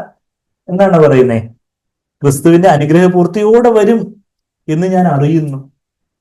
അത് വിശ്വാസം. കർത്താവ് ചെയ്യും. I can do all things in Christ who strengthens me. ഞാൻ അത് മലയാളത്തിലെ മതിയാകുന്നു എന്നൊക്കെ ഉള്ളതിനെ കുറിച്ച് ഞാൻ എന്റെ ഇങ്ങനെ കൺസലേഷൻ റൂമിന്റെ ഒരു വശത്ത് അധ്വാനിക്കുന്നതിനും ഭാരം ചുമക്കുന്നതിനുള്ള എന്നുള്ള ആ പിക്ചർ വെച്ചിട്ടുണ്ട്. മറുവശത്ത് ഈ ഒരു ഫിലിപ്പർ 4:13. ഞാൻ പഴയ കൺസലേഷൻ റൂമിലായിരുന്നപ്പോൾ ഒരു കലണ്ടർ ഉണ്ടായിരുന്നു. 2019 ഡിസംബറിൽ ഒരു കലണ്ടറിന്റെ അധികം ബാക്കിയുണ്ടായിരുന്നു. അതിങ്ങനെ തൂക്കിയിട്ടോണ്ടിരിക്കുന്നത്. പുതിയ വീട്ടിലോട്ട് വന്നപ്പോൾ ഇതെന്തായാലും ഒരു വേഴ്സ് ആയിട്ട് അത് ഇരിക്കുന്നത് A1 സൈസിലും ഏതാണ്ട് ഇത് ചെയ്യാൻ പറ്റി. അപ്പൊ അതിനകത്ത് ഒരു കൊച്ചു കുഞ്ഞ് യേശുവിനെ ഇങ്ങനെ അള്ളിപ്പിടിച്ചിരിക്കുന്ന ഒരു പിക്ചറാണ്. ഞാൻ പിന്നെ ഗ്രൂപ്പിൽ അത് ഞാൻ മുമ്പ് ഷെയർ ചെയ്തിട്ടുണ്ട്. ഗ്രൂപ്പിലൊക്കെ ഒന്നുകൂടെ ഗ്രൂപ്പിൽ ഷെയർ ചെയ്യാം. അതിനകത്ത് ഞാൻ കുറച്ചുകൂടെ കുറച്ചുകൂടെ പാരഫ്രൈസ് ചെയ്തല്ല, കുറച്ച് ആക്യുറേറ്റ് ട്രാൻസ്ലേഷന്റെ എന്നെ ശക്തനാകുന്ന ക്രിസ്തുവിൽ എനിക്കെല്ലാം സാധ്യമാണ് എന്ന അവിടെ എന്നെ ശക്തനാക്കുന്ന മുഖാന്തരം സകലത്തിലും മതിയാകും. ശരിയാണ്, കറക്റ്റാണ്, നമുക്കറിയാവുന്ന ആ ഒരു പരിഭാഷ അതാണ്. എങ്കിലും എന്നെ ശക്തനാക്കുന്ന ക്രിസ്തുവിലൂടെ തന്നെയാണ്. പക്ഷെ ഞാൻ ക്രിസ്തുവിലെ ഞാൻ വസിക്കുന്നു. ക്രിസ്തുവിൽ എനിക്കെല്ലാം സാധ്യമാണെന്നുള്ളത് ആ ഒരു വിശ്വാസത്തിന്റെ കർത്താവിനെല്ലാം സാധിക്കും, കർത്താവെല്ലാം ചെയ്യും. ഫിലിപ്പിയർ 1:4-6 ഞാനെന്ന് പറഞ്ഞിട്ടത് പറയാതെ അങ്ങ് പോയെന്ന് തോന്നുന്നു. ഫിലിപ്പിയർ 1:4-6 ഞാൻ പറയാൻ കാരണം ഇംഗ്ലീഷിലും മലയാളത്തിലും രണ്ട് വാക്യത്തിൽ അതിന്റെ അത് വരുന്നത്. ഇത് എന്നിലൊരു പ്രവൃത്തി തുടങ്ങിയവൻ അത് അവസാനത്തോളം തികയ്ക്കും. അതാ ഫിലിപ്പിയർ 1:4 നാം തന്റെ സന്നിധിയിൽ വിശുദ്ധരും നിഷ്കളങ്കരാകേണ്ടതിന് ഇംഗ്ലീഷിൽ 4 വാക്യം, മലയാളത്തിൽ 6 വാക്യമാണ്. നമ്മെ ദത്തെടുക്കേണ്ടതിന് സോറി ഞാൻ എഫേസ്യർ എടുത്ത് വായിച്ച് ഫിലിപ്പിയർ അതിന്റെ ഇംഗ്ലീഷിൽ 6 വാക്യം, മലയാളത്തിൽ 4 വാക്യം. മലയാളത്തിൽ 4 വാക്യം, ഫിലിപ്പിയർ 1:4, ഇംഗ്ലീഷിൽ 6 വാക്യം. I am confident of this very thing. നിങ്ങളിൽ നല്ല പ്രവൃത്തി ആരംഭിച്ചവൻ യേശുക്രിസ്തുവിന്റെ നാളോളം അതിനെ തികയ്ക്കും. നമ്മൾ എന്താ വെളിപാട് പുസ്തകത്തിൽ വായിച്ച first and the last is alpha and omega. വെളിപാട് പുസ്തകം 1:8, 17, 21:6. 21:6 കഴിഞ്ഞിട്ട് പിന്നെ ഞാനങ്ങ് വിട്ടുപോയി. 22-ാം അധ്യായത്തിലും വെളിപാട്, നമ്മുടെ ബൈബിളിന്റെ അവസാനത്തെ പുസ്തകം അവസാനത്തെ അധ്യായത്തിന്റെ താളിലും 22:13 ഉണ്ട്. വെളിപാട് 1:8, 17, 21:6, 22-ാം അധ്യായത്തിന്റെ 13-ാമത്തെ വാക്യത്തിൽ എന്താ പറയുന്നേ? ഇത് തന്നെ, ഞാൻ ആൽഫയും ഒമേഗയും, ഒന്നാമനും ഒടുക്കത്തവനും ആദിയും അന്തവും ആകുന്നു. He's the author and finisher of our faith. വെളിപാട് 22:13. പിന്നെ എബ്രായർ 12:2 author and finisher of our faith എന്നുള്ള കാര്യമൊക്കെ നമുക്കറിയാം. അവിടുന്ന് തുടക്കം കുറിച്ചു വിശ്വാസിനെ നായകനും പൂർത്തി വരുത്തുന്നു കർത്താവ് തുടങ്ങി. അതാ ഇവിടെ നമ്മള് ഫിലിപ്പിയർ 1:4 നിങ്ങളിൽ ആരാ നല്ല പ്രവൃത്തി തുടങ്ങിയത്? നമ്മൾ തന്നെ തുടങ്ങിയതാണോ? ഒരു ദിവസം സുപ്രഭാതത്തിൽ എഴുന്നേറ്റ് നമുക്ക് തന്നെ അങ്ങ് രക്ഷിക്കപ്പെടാൻ പറ്റത്തില്ല. നമുക്ക് കർത്താവ് നല്ല പ്രവൃത്തി തുടങ്ങിയത് അവിടെ ഏൽപ്പിച്ചു കൊടുത്തു, അത്രയേ ഉള്ളൂ. നമ്മളുടെ മെസ്സേജ് കൊടുത്ത ആപ്പാട് നമ്മള് നമുക്ക് ദൈവം ഒരു വിൽ പവർ, ഒരു ഇച്ഛാശക്തി തന്നിട്ടുണ്ട്, ഡിസിഷൻ മേക്കിംഗ് കപ്പാസിറ്റി, നമുക്ക് തീരുമാനം എടുക്കാനുള്ള ഒരു കഴിവ്. അവിടെ നമ്മളെ തന്നെ പരിശുദ്ധാത്മാവിന്റെ പ്രേരണയ്ക്ക് ഒന്നുകിൽ നമുക്ക് കീഴടങ്ങി കൊടുക്കാം, അതിനോട് പ്രതികരിക്കാം പോസിറ്റീവായിട്ട്, അല്ലെങ്കിൽ നമ്മളെ തന്നെ ഹാർഡൻ ചെയ്യാം. അത് മാത്രമേ ഉള്ളൂ. അവിടെ നമ്മള് ആദ്യമായിട്ട് കർത്താവിന്റെ ആ പ്രേരണയ്ക്ക് കീഴടങ്ങി നമ്മുടെ സ്വന്തം ഹിതത്തെ കർത്താവിനായിട്ട് ഏൽപ്പിച്ചപ്പോൾ കർത്താവിന് എന്റെ ഇഷ്ടം പോലെ അവിടുത്തെ ഇഷ്ടം പോലെ എന്ന് പറഞ്ഞിട്ട് കർത്താവ് ഒരു പ്രവൃത്തി തുടങ്ങി. ഇനി അവിടുന്ന് തന്നെ എല്ലാം ചെയ്യും. ഞാൻ എന്ത് ചെയ്യണം? ഞാനൊന്ന് സമർപ്പിച്ചു കൊടുത്താൽ മാത്രം മതി, ഞാനൊന്ന് നിന്ന് കൊടുത്താൽ മാത്രം മതി. നിങ്ങളില് നല്ല പ്രവൃത്തി, അപ്പൊ കർത്താവ് നല്ല പ്രവൃത്തി ആരംഭിച്ചത് എല്ലാവരിലും അത് തികയ്ക്കാൻ പറ്റുന്നുണ്ടോ? എല്ലാവരും 100 മേനി ഫലം കായ്ക്കുന്നില്ല. ചിലർ 60 മേനിയും 30 മേനിയൊക്കെ ഉള്ളൂ. വിവാഹത്തിന് ക്ഷണിക്കപ്പെട്ടവരായിട്ടൊക്കെ ഒത്തിരി പേരുണ്ടായിരിക്കും. എന്നാൽ കാന്തയായിട്ട് ജയിക്കുന്നവരൊക്കെ കുറച്ചു പേരെ ഉണ്ടായിരിക്കും. പക്ഷെ കർത്താവിന് എന്നിൽ സാധിക്കും എന്നുള്ളൊരു വിശ്വാസം, നമ്മളെക്കാട്ടിലും പരിതാപകരമായ പല പരാജയങ്ങളും പല പ്രശ്നങ്ങളും ഒക്കെ ഉള്ളവരായിരിക്കും അന്ന് ന്യായാസനത്തിന് മുമ്പാകെ അന്ന് ആ 100 മേനി തികച്ച് ഓട്ട ഓടി തികച്ചതായിട്ട് നമ്മളവിടെ കാണുന്നത്. അപ്പൊ നമ്മൾ ഒരിക്കലും എന്നെക്കാട്ടും വലിയ പരാജയങ്ങളും വലിയ വീഴ്ചകളും ഒക്കെ സംഭവിച്ച് ഇവർക്കത് പറ്റിയല്ലോ, എനിക്കത് പറ്റിയില്ലല്ലോ എന്ന് നമ്മൾ ചിന്തിക്കുമ്പോൾ കർത്താവ് പറയും അവർ വിശ്വസിച്ചു, അവര് ഒത്തിരി വീടും കാര്യങ്ങളൊക്കെ ചെയ്തു. പക്ഷെ പിന്നെ അവരങ്ങ് വിശ്വസിച്ച് അവരങ്ങ് എഴുന്നേറ്റ് പിന്നെ അവരങ്ങ് അതിശക്തമായിട്ട് അങ്ങ് ഓടി. നീ അവിടെ വീണ് കിടന്നു, അവിടെ രാമയും മോയിലിന്റെ കഥ പറഞ്ഞിട്ട് നീ അവിടെ തന്നെ കിടന്നങ്ങ് ഉറങ്ങി, എന്നെ കൊണ്ട് പറ്റത്തില്ലെന്നും പറഞ്ഞുകൊണ്ട്. അതുകൊണ്ട് നിനക്ക് അത്ര ഒരു പരാജയം ഒന്നും ഉണ്ടായില്ലെങ്കിൽ പോയിട്ട് അത്ര ഒരു വീഴ്ചയൊന്നും ഉണ്ടായില്ലെങ്കിലും നിനക്കിത് കംപ്ലീറ്റ് ചെയ്യാൻ പറ്റിയില്ല, നീ അവിടെ എന്നെ കൊണ്ടൊന്നും പറ്റത്തില്ലെന്നും പറഞ്ഞുകൊണ്ടിരുന്ന എന്നെ എന്നെ ശക്തനാക്കുന്നതിൽ എനിക്ക് എല്ലാം പറ്റുമെന്ന് നീ പറഞ്ഞില്ല. അതാ നിങ്ങളിൽ നല്ല പ്രവൃത്തി ആരംഭിച്ചു യേശുക്രിസ്തുവിന്റെ നാളോളം അതിനെ തികയ്ക്കുന്നു ഉറപ്പായി വിശ്വസിച്ചിരിക്കുന്നു. അത് പൗലോസ് തന്റെ ആത്മീയ മകളായിട്ടുള്ള ഫിലിപ്പിയിലെ വിശ്വാസികളെ കുറിച്ച് പറയുക. I am confident of this very thing, 6-ാമത്തെ വാക്യം ഇംഗ്ലീഷില്, and he who began a good work in you will perfect it until the day of salvation. ആ ഒരു കാര്യങ്ങള് കർത്താവ് ഹീസ് ഏബിൾ, ഹീസ് ഏബിൾ. കർത്താവ് സഹായിക്കും, കർത്താവ് ചെയ്യും. 2 തിമോത്തിയോസ് 1:7 ഞാൻ എടുത്ത് വായിച്ചത് നമുക്ക് എല്ലാവർക്കും അറിയാം. എന്താ തിമോത്തിയോസിന് വളരെ ഒരു ടിമിഡിറ്റി, നമ്മുടെ ഒരു ടെമ്പറമെന്റിൽ ഒരു ടിമിഡിറ്റി, ഒരു ഭീരുത്വം, ഒരു ഭയം, അങ്ങനെയൊക്കെയുള്ള ഒരു കാര്യങ്ങളൊക്കെ നമ്മളെ ഭരിക്കുന്നവരായിരിക്കാം. അപ്പം പൗലോസ് തന്റെ അവസാനത്തെ ലേഖനം എഴുതുക, കാരാഗൃഹത്തിൽ എഴുതുന്നുണ്ട്. 2 തിമോത്തിയോസ് 1-ാം അധ്യായത്തിന്റെ 7-ാമത്തെ വാക്യം, അത് കഴിഞ്ഞിട്ട് അതിന്റെ 6-ാമത്തെ വാക്യം വായിക്കുക. അതുകൊണ്ട് എന്റെ കൈവയ്പിനാൽ നിന്നിലുള്ള ദൈവത്തിന്റെ കൃപാവരം ജ്വലിപ്പിക്കണമെന്ന് ഞാൻ ഓർമ്മപ്പെടുന്നു. ദൈവം നിനക്ക് ചില കൃപാവരങ്ങളും ആത്മീയ ഗിഫ്റ്റ്സുകളും താലന്തുകളും ഒക്കെ തന്നിട്ട് നീ അത് കൊണ്ട് കുഴിച്ചിടാൻ നോക്കല്ലേ. കുഴിച്ചിട്ട അവസാനം കർത്താവ് വരുമ്പോൾ ഞാൻ ഭദ്രമായിട്ട് കുഴിച്ചിട്ടുണ്ടെന്ന് പറഞ്ഞുകൊണ്ട് അങ്ങോട്ട് കൊണ്ട് ചെന്നാൽ മതി, നല്ല വടക്ക് കിട്ടും. ആ കൃപാവരങ്ങൾ ദൈവം നമുക്ക് തന്നിട്ടുള്ള ചില കഴിവുകൾ, താലന്തുകൾ, അത് കർത്താവിനായിട്ട് അതങ്ങ് അത് വിനിമയം ചെയ്യുക, കർത്താവിനായിട്ട് ഒരു നിലപാടെടുക്കുക. കർത്താവ് തന്നിട്ടുള്ള ആ വെളിച്ചത്തോട് നമ്മൾ വിശ്വസ്തരായിരിക്കുമ്പോൾ ദൈവം നമുക്ക് കൂടുതൽ വെളിച്ചം തരും. തന്നിട്ടുള്ള ആ താലന്തുകൾ നമ്മൾ ഉപയോഗിക്കുമ്പോൾ ദൈവം നമുക്ക് കൂടുതൽ താലന്ത് തരും. അതാ ഭീരുത്വത്തിന്റെ ആത്മാവിനെ അല്ല, ശക്തിയുടെയും സ്നേഹത്തിന്റെയും സുബോധത്തിന്റെയും ആത്മാവിനെ അത്രേ നമുക്ക് തന്നിരിക്കുന്നു. പരിശുദ്ധാത്മാവ് എന്തിന്റെയൊക്കെ ആത്മാവാണ്? ശക്തിയുടെ ആത്മാവാണ്, സ്നേഹത്തിന്റെ ആത്മാവാണ്, സുബോധത്തിന്റെ ആത്മാവാണ്. 1 കൊരിന്ത്യർ 12, 13, 14 വാക്യങ്ങൾ, 14 അധ്യായങ്ങൾ നമ്മൾ നോക്കിയാൽ 1 കൊരിന്ത്യർ 12 ദൈവത്തിന്റെ ശക്തിയെക്കുറിച്ച് പറയുന്നു, 1 കൊരിന്ത്യർ 13 ദൈവത്തിന്റെ സ്നേഹത്തെക്കുറിച്ച് പറയുന്നു, 1 കൊരിന്ത്യർ 14 ആ സുബോധത്തോടെ ആ ആത്മവരങ്ങളൊക്കെ പ്രയോഗിക്കുന്നതിനെ കുറിച്ച് പറയുന്നു. അപ്പൊ ആ ഒരു 3 കാര്യങ്ങൾ ഇവിടെ പറഞ്ഞേക്കുന്നത്, ശക്തിയുടെയും സ്നേഹത്തിന്റെയും സുബോധത്തിന്റെയും ആത്മാവ്. ആ ഒരു കർത്താവ് ആ ഒരു ഭീരുത്വത്തിന്റെ ആത്മാവിനെ അല്ല എനിക്ക് തന്നിരിക്കുന്നത്. തികഞ്ഞ സ്നേഹം ഭയത്തെ പുറത്താക്കും. 1 യോഹന്നാൻ 4:18. നമുക്ക് ഞാൻ അതിലേക്ക് പോകുന്നില്ല. നമുക്ക് ആ ഒരു കർത്താവിന്റെ സ്നേഹം നമ്മളിൽ ഒന്ന് നിറയട്ടെ. അപ്പോ എല്ലാ ഭയവും, എല്ലാ നെഗറ്റീവായിട്ടുള്ള ഇമോഷൻസും കാര്യങ്ങളും എല്ലാം അങ്ങ് ഫ്ലഷ്ഡ് ഔട്ട് ആയി പോകും.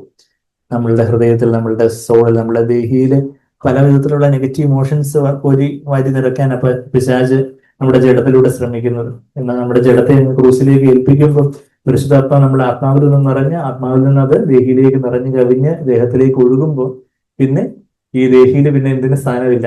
ദൈവത്തിന്റെ സ്നേഹം നമ്മുടെ ദേഹിയിലും ആത്മാവിൽ നിറഞ്ഞു കവിഞ്ഞ് ദേഹിയിലും നിറഞ്ഞു കവിഞ്ഞ് നമ്മുടെ ദേഹത്തിലൂടെ നിറഞ്ഞ് നമ്മുടെ വാക്കിലൂടെയും പ്രവൃത്തിയിലൂടെയൊക്കെ വെളിപ്പെടുമ്പോൾ അവിടെ തികഞ്ഞ സ്നേഹം ഭയത്തെ പുറത്താക്കുന്നു. കർത്താവിന്റെ സ്നേഹം എന്റെ ഹൃദയത്തില്, എന്റെ ചിന്തകള്, വികാരങ്ങള്, തീരുമാനങ്ങളെല്ലാം കർത്താവിന്റെ സ്നേഹത്തിന് അങ്ങ് കീഴ്പ്പെടുമ്പോൾ അവിടുന്ന് എല്ലാം സഹായിക്കും, അവിടുന്ന് എല്ലാം ചെയ്യും. അവിടുന്ന് പരാക്രമശാലി എന്നാണ് എന്നെ വിളിക്കുന്നത്. എല്ലാ തടസ്സങ്ങളെയും കർത്താവ് നീക്കും. ഇതിനെക്കുറിച്ച് കർത്താവ് എന്തെല്ലാം ആഗ്രഹിച്ചിട്ടുണ്ടോ ആ കാര്യങ്ങളെല്ലാം കർത്താവ് നിവർത്തിക്കും. ഞാൻ അനുഗ്രഹപൂർത്തിയോടെ ആയിരിക്കും ചെല്ലുന്നത്. ഞാൻ എന്ത് ചെയ്താലും കർത്താവിന്റെ കൂടെ കാണും. കർത്താവ് എന്നെ കൈവിടത്തില്ല, അവിടുന്ന് സ്നേഹിക്കുന്നു.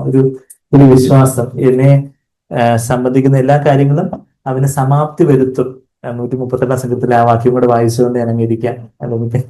ഇനി ഞാൻ 2 മണിക്കൂർ പറഞ്ഞു പോകും.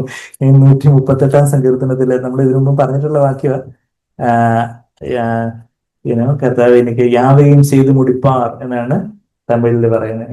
അവിടെ വലിയൊരായിരുന്നപ്പോ ഒരു സഹോദരൻ ഇങ്ങനെ ആ വാക്യം ടെസ്റ്റിഫൈ ചെയ്യുന്നത് ഇപ്പോഴും, യാവയും ചെയ്ത് മുടിപ്പാർ. അതാ മലയാളം ട്രാൻസ്ലേഷൻ എനിക്ക് 138 സങ്കീർത്തനം 138 8-ാമത്തെ വാക്യം, യഹോവ എനിക്ക് വേണ്ടി സമാപ്തി വരുത്തും എന്ന് പറയുമ്പോൾ നമുക്ക് എന്തോ ഏതാണ്ട് സമാപ്തിയാണ് എന്നൊക്കെ നമുക്ക് സംശയം തോന്നി. പഴയ മലയാളം ആയതുകൊണ്ട്. പക്ഷെ the Lord will accomplish what concerns me, എന്നെ കുറിച്ചുള്ള എല്ലാം കർത്താവ് ചെയ്ത് തീർക്കും. കർത്താവ് എനിക്ക് വേണ്ടി എല്ലാം നിവൃത്തിയാക്കും. സമാപ്തി വരുത്തുന്നുള്ള കുറച്ചുകൂടെ എല്ലാം നിവൃത്തിയാക്കും. കർത്താവ് എല്ലാം ചെയ്യും. എന്റെ ജീവിതത്തെ കുറിച്ചുള്ള കാര്യങ്ങളെല്ലാം കർത്താവ് ചെയ്യും. കർത്താവ് എന്നെ വഴി വിട്ടിട്ട് ഉപേക്ഷിച്ചിട്ട് പോകത്തില്ല. ലോകത്തിലെ ആൾക്കാർ നമ്മളെ വഴി വിളിച്ചിറങ്ങിക്കൊണ്ട് വഴി വിട്ടിട്ട് ചിലപ്പോൾ പോകുമായിരിക്കും. പക്ഷെ കർത്താവ് എന്നെ വിളിച്ചിറക്കിയെങ്കിൽ അവിടുന്ന് സമാപ്തി വരുത്തും, അവിടുന്ന് എല്ലാം നിവൃത്തിയാക്കും. എന്നെ സംബന്ധിക്കുന്നതല്ല അത് വലിയ കാര്യങ്ങൾ ചെയ്യും എന്നുള്ള ഒരു വലിയ വിശ്വാസത്തോടെ നമുക്ക് മുമ്പാകെ ആയിരിക്കാം. അവിടുന്നാണ് എന്നെ ശക്തിപ്പെടുത്തുന്നത്. അവിടുന്ന് എന്നെ ശക്തിപ്പെടുത്തുമ്പോൾ എനിക്കെല്ലാം സാധ്യമാണ്. എന്നെ ശക്തിപ്പെടുത്തുന്ന ക്രിസ്തുവിൽ, എന്നെ ശക്തനാക്കുന്ന, എന്നെ ശക്തിപ്പെടുത്തുന്ന ക്രിസ്തുവിൽ എനിക്കെല്ലാം സാധ്യമാണ്. അവിടുന്ന് എൻ്റെ ജീവിതത്തെക്കുറിച്ച് എന്തെല്ലാം പ്ലാൻ ചെയ്തിട്ടുണ്ടോ ആ കാര്യങ്ങളെല്ലാം അവിടുന്ന് നിവർത്തിക്കും. അവിടുന്ന് ഒരു വേല ചെയ്ത് തുടങ്ങി അവിടുന്ന് നിവൃത്തിയാക്കും. He's alpha and omega. അവിടുന്ന് എന്നെ നയിക്കും. അവിടുത്തെ പ്രകാശവും സത്യവും ഒക്കെ വിശുദ്ധ പർവ്വതത്തിലേക്ക് എന്നെ നയിക്കും. അവിടുന്ന് എന്നെ വഴി നടത്തും. ആ സിയോൻ സഞ്ചാരി, നീ ഓളങ്ങൾ കണ്ട് ഭയപ്പെടേണ്ട, കാറ്റിനെയും കോളിനെയും എല്ലാം അടക്കുന്നവൻ നിന്റെ പടകിലുണ്ട്. എത്ര വലിയൊരു വിശ്വാസം, എത്ര വലിയൊരു ആശ്വാസം. കർത്താവിലേക്ക് നമുക്ക് നോക്കാം. നമ്മൾ ഏതെങ്കിലും സാഹചര്യങ്ങളിൽ നമ്മളിലേക്ക് നോക്കിയാൽ നമ്മൾ എപ്പം ഭയപ്പെട്ട്, എപ്പം നമ്മൾ നിരാശപ്പെട്ടു എന്ന് ചോദിച്ചാൽ മതി. എപ്പോഴും നമ്മളിലേക്ക് നോക്കാനോ അല്ലെങ്കിൽ ബാക്കി വ്യക്തികളിലേക്കോ ബാക്കി സാഹചര്യങ്ങളിലോട്ടോ ഒക്കെ നോക്കാനാണ് പിശാചിന്റെ പ്രലോഭനം. ഇന്ന് വിശ്വാസ നായകനെ പൂർത്തിവിടുന്നതിനുമായ യേശുവിലേക്ക് തന്നെ നോക്കിക്കൊണ്ട്, എൻ്റെ ബലമായ കർത്താവ് എൻ്റെ ശരണമാകിയാൽ അതുകൊണ്ട് ഞാൻ പാടും. അവിടുന്ന് ഏറ്റവും ഉറപ്പുള്ള മറവിടമാണ്, അതുകൊണ്ട് ഞാൻ അങ്ങയിൽ ചാരും. എൻ്റെ ജീവിതയാത്രയിൽ അല്ലെങ്കിൽ അഖിലമൊക്കെ തീർത്തിടും.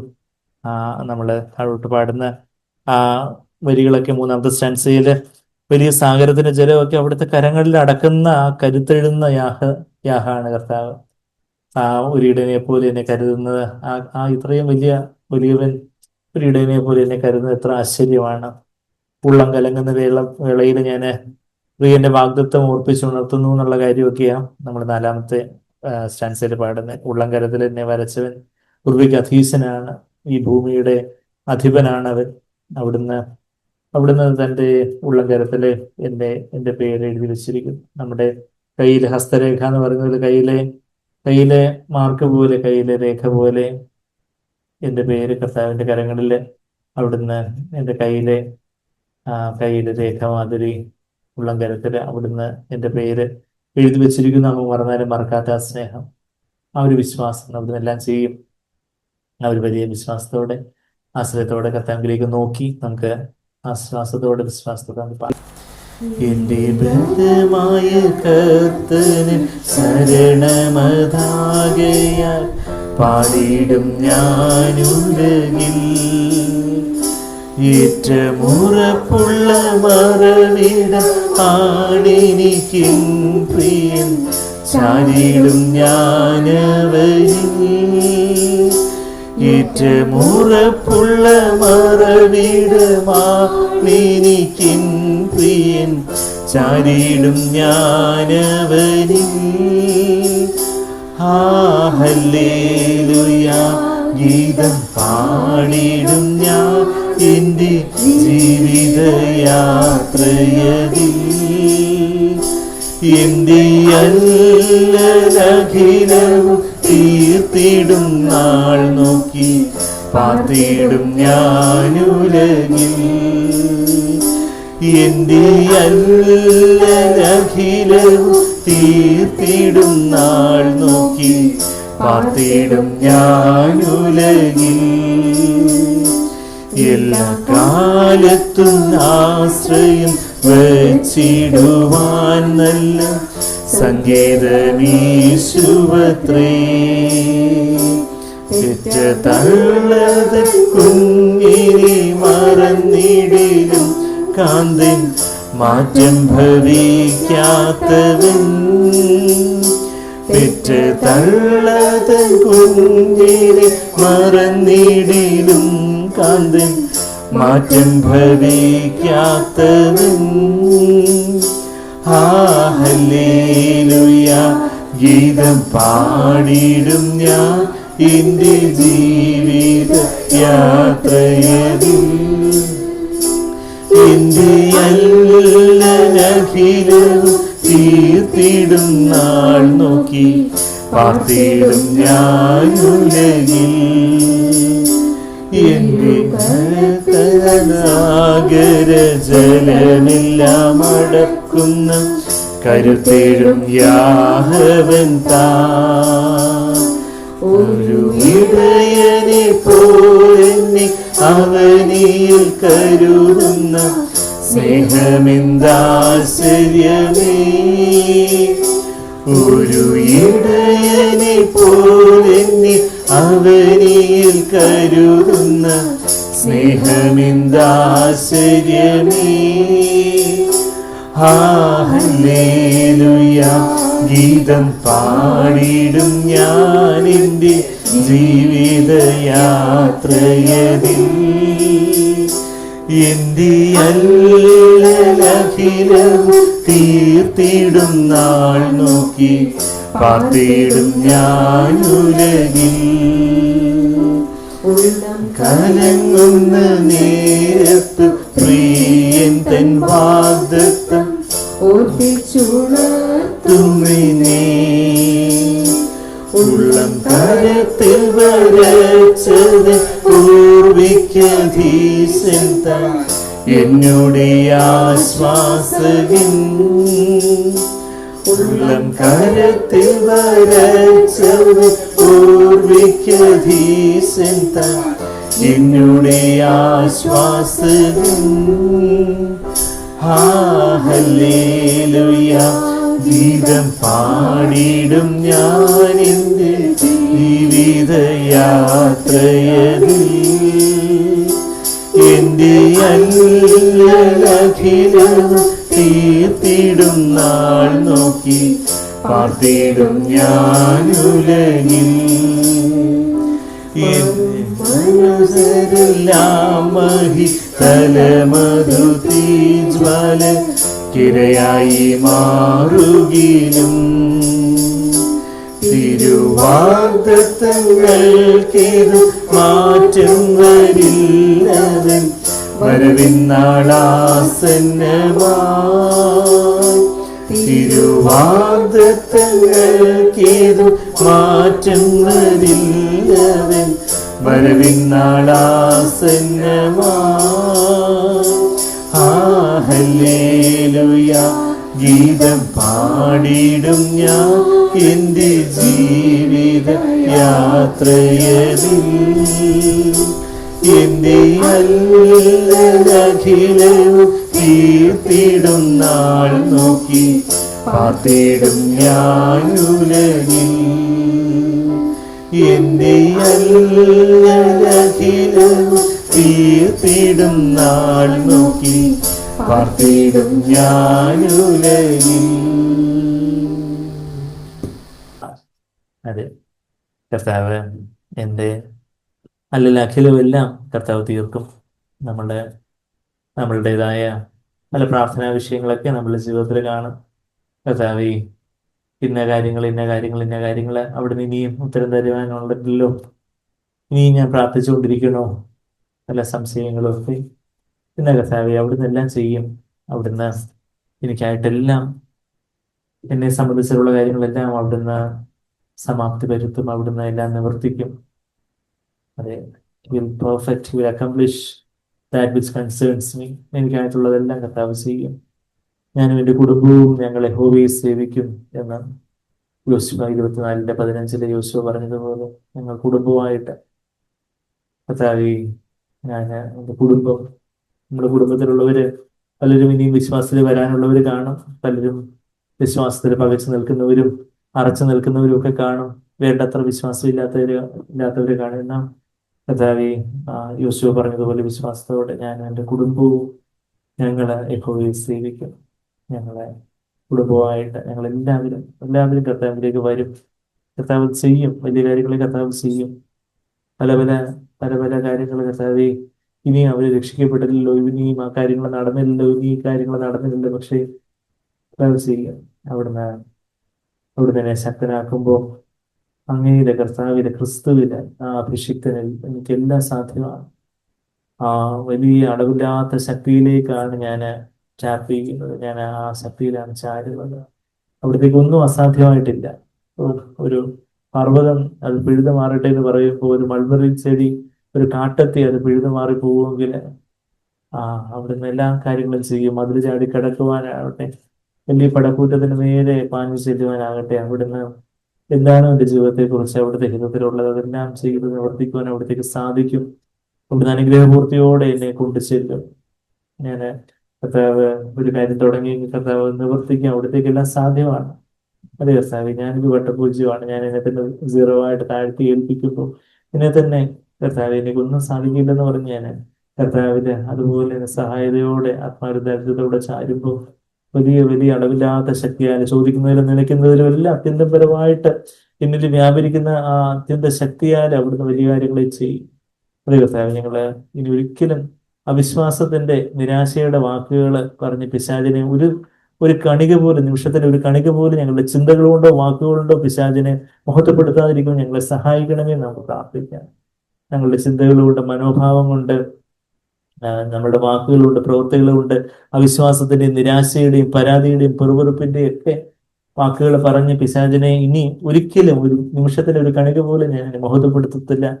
പിന്നെ നിഘണ്ടുവിൽ നിരാശയും ആ വിഷാദവും അതുപോലെ അധൈര്യവും നിരുത്സാഹവും അങ്ങനെയൊക്കെയുള്ള പിശാചിന്റെ വലിയ തീയമ്പുകളൊക്കെ കൊണ്ട് അവൻ കൊണ്ടുവരട്ടെ എന്ന വിശ്വാസത്തിന്റെ പരിചയം കൊണ്ട് ഞാൻ അതെല്ലാം എടുത്തി കളയും എന്നുള്ള വലിയ വിശ്വാസത്തോടെ നമുക്ക് കർത്താവിന്റെ മുമ്പാകെ കർത്താവിലേക്ക് നമുക്ക് നോക്കാം. അതെ കർത്താവ് അവിടുന്ന് എല്ലാം ചെയ്യും.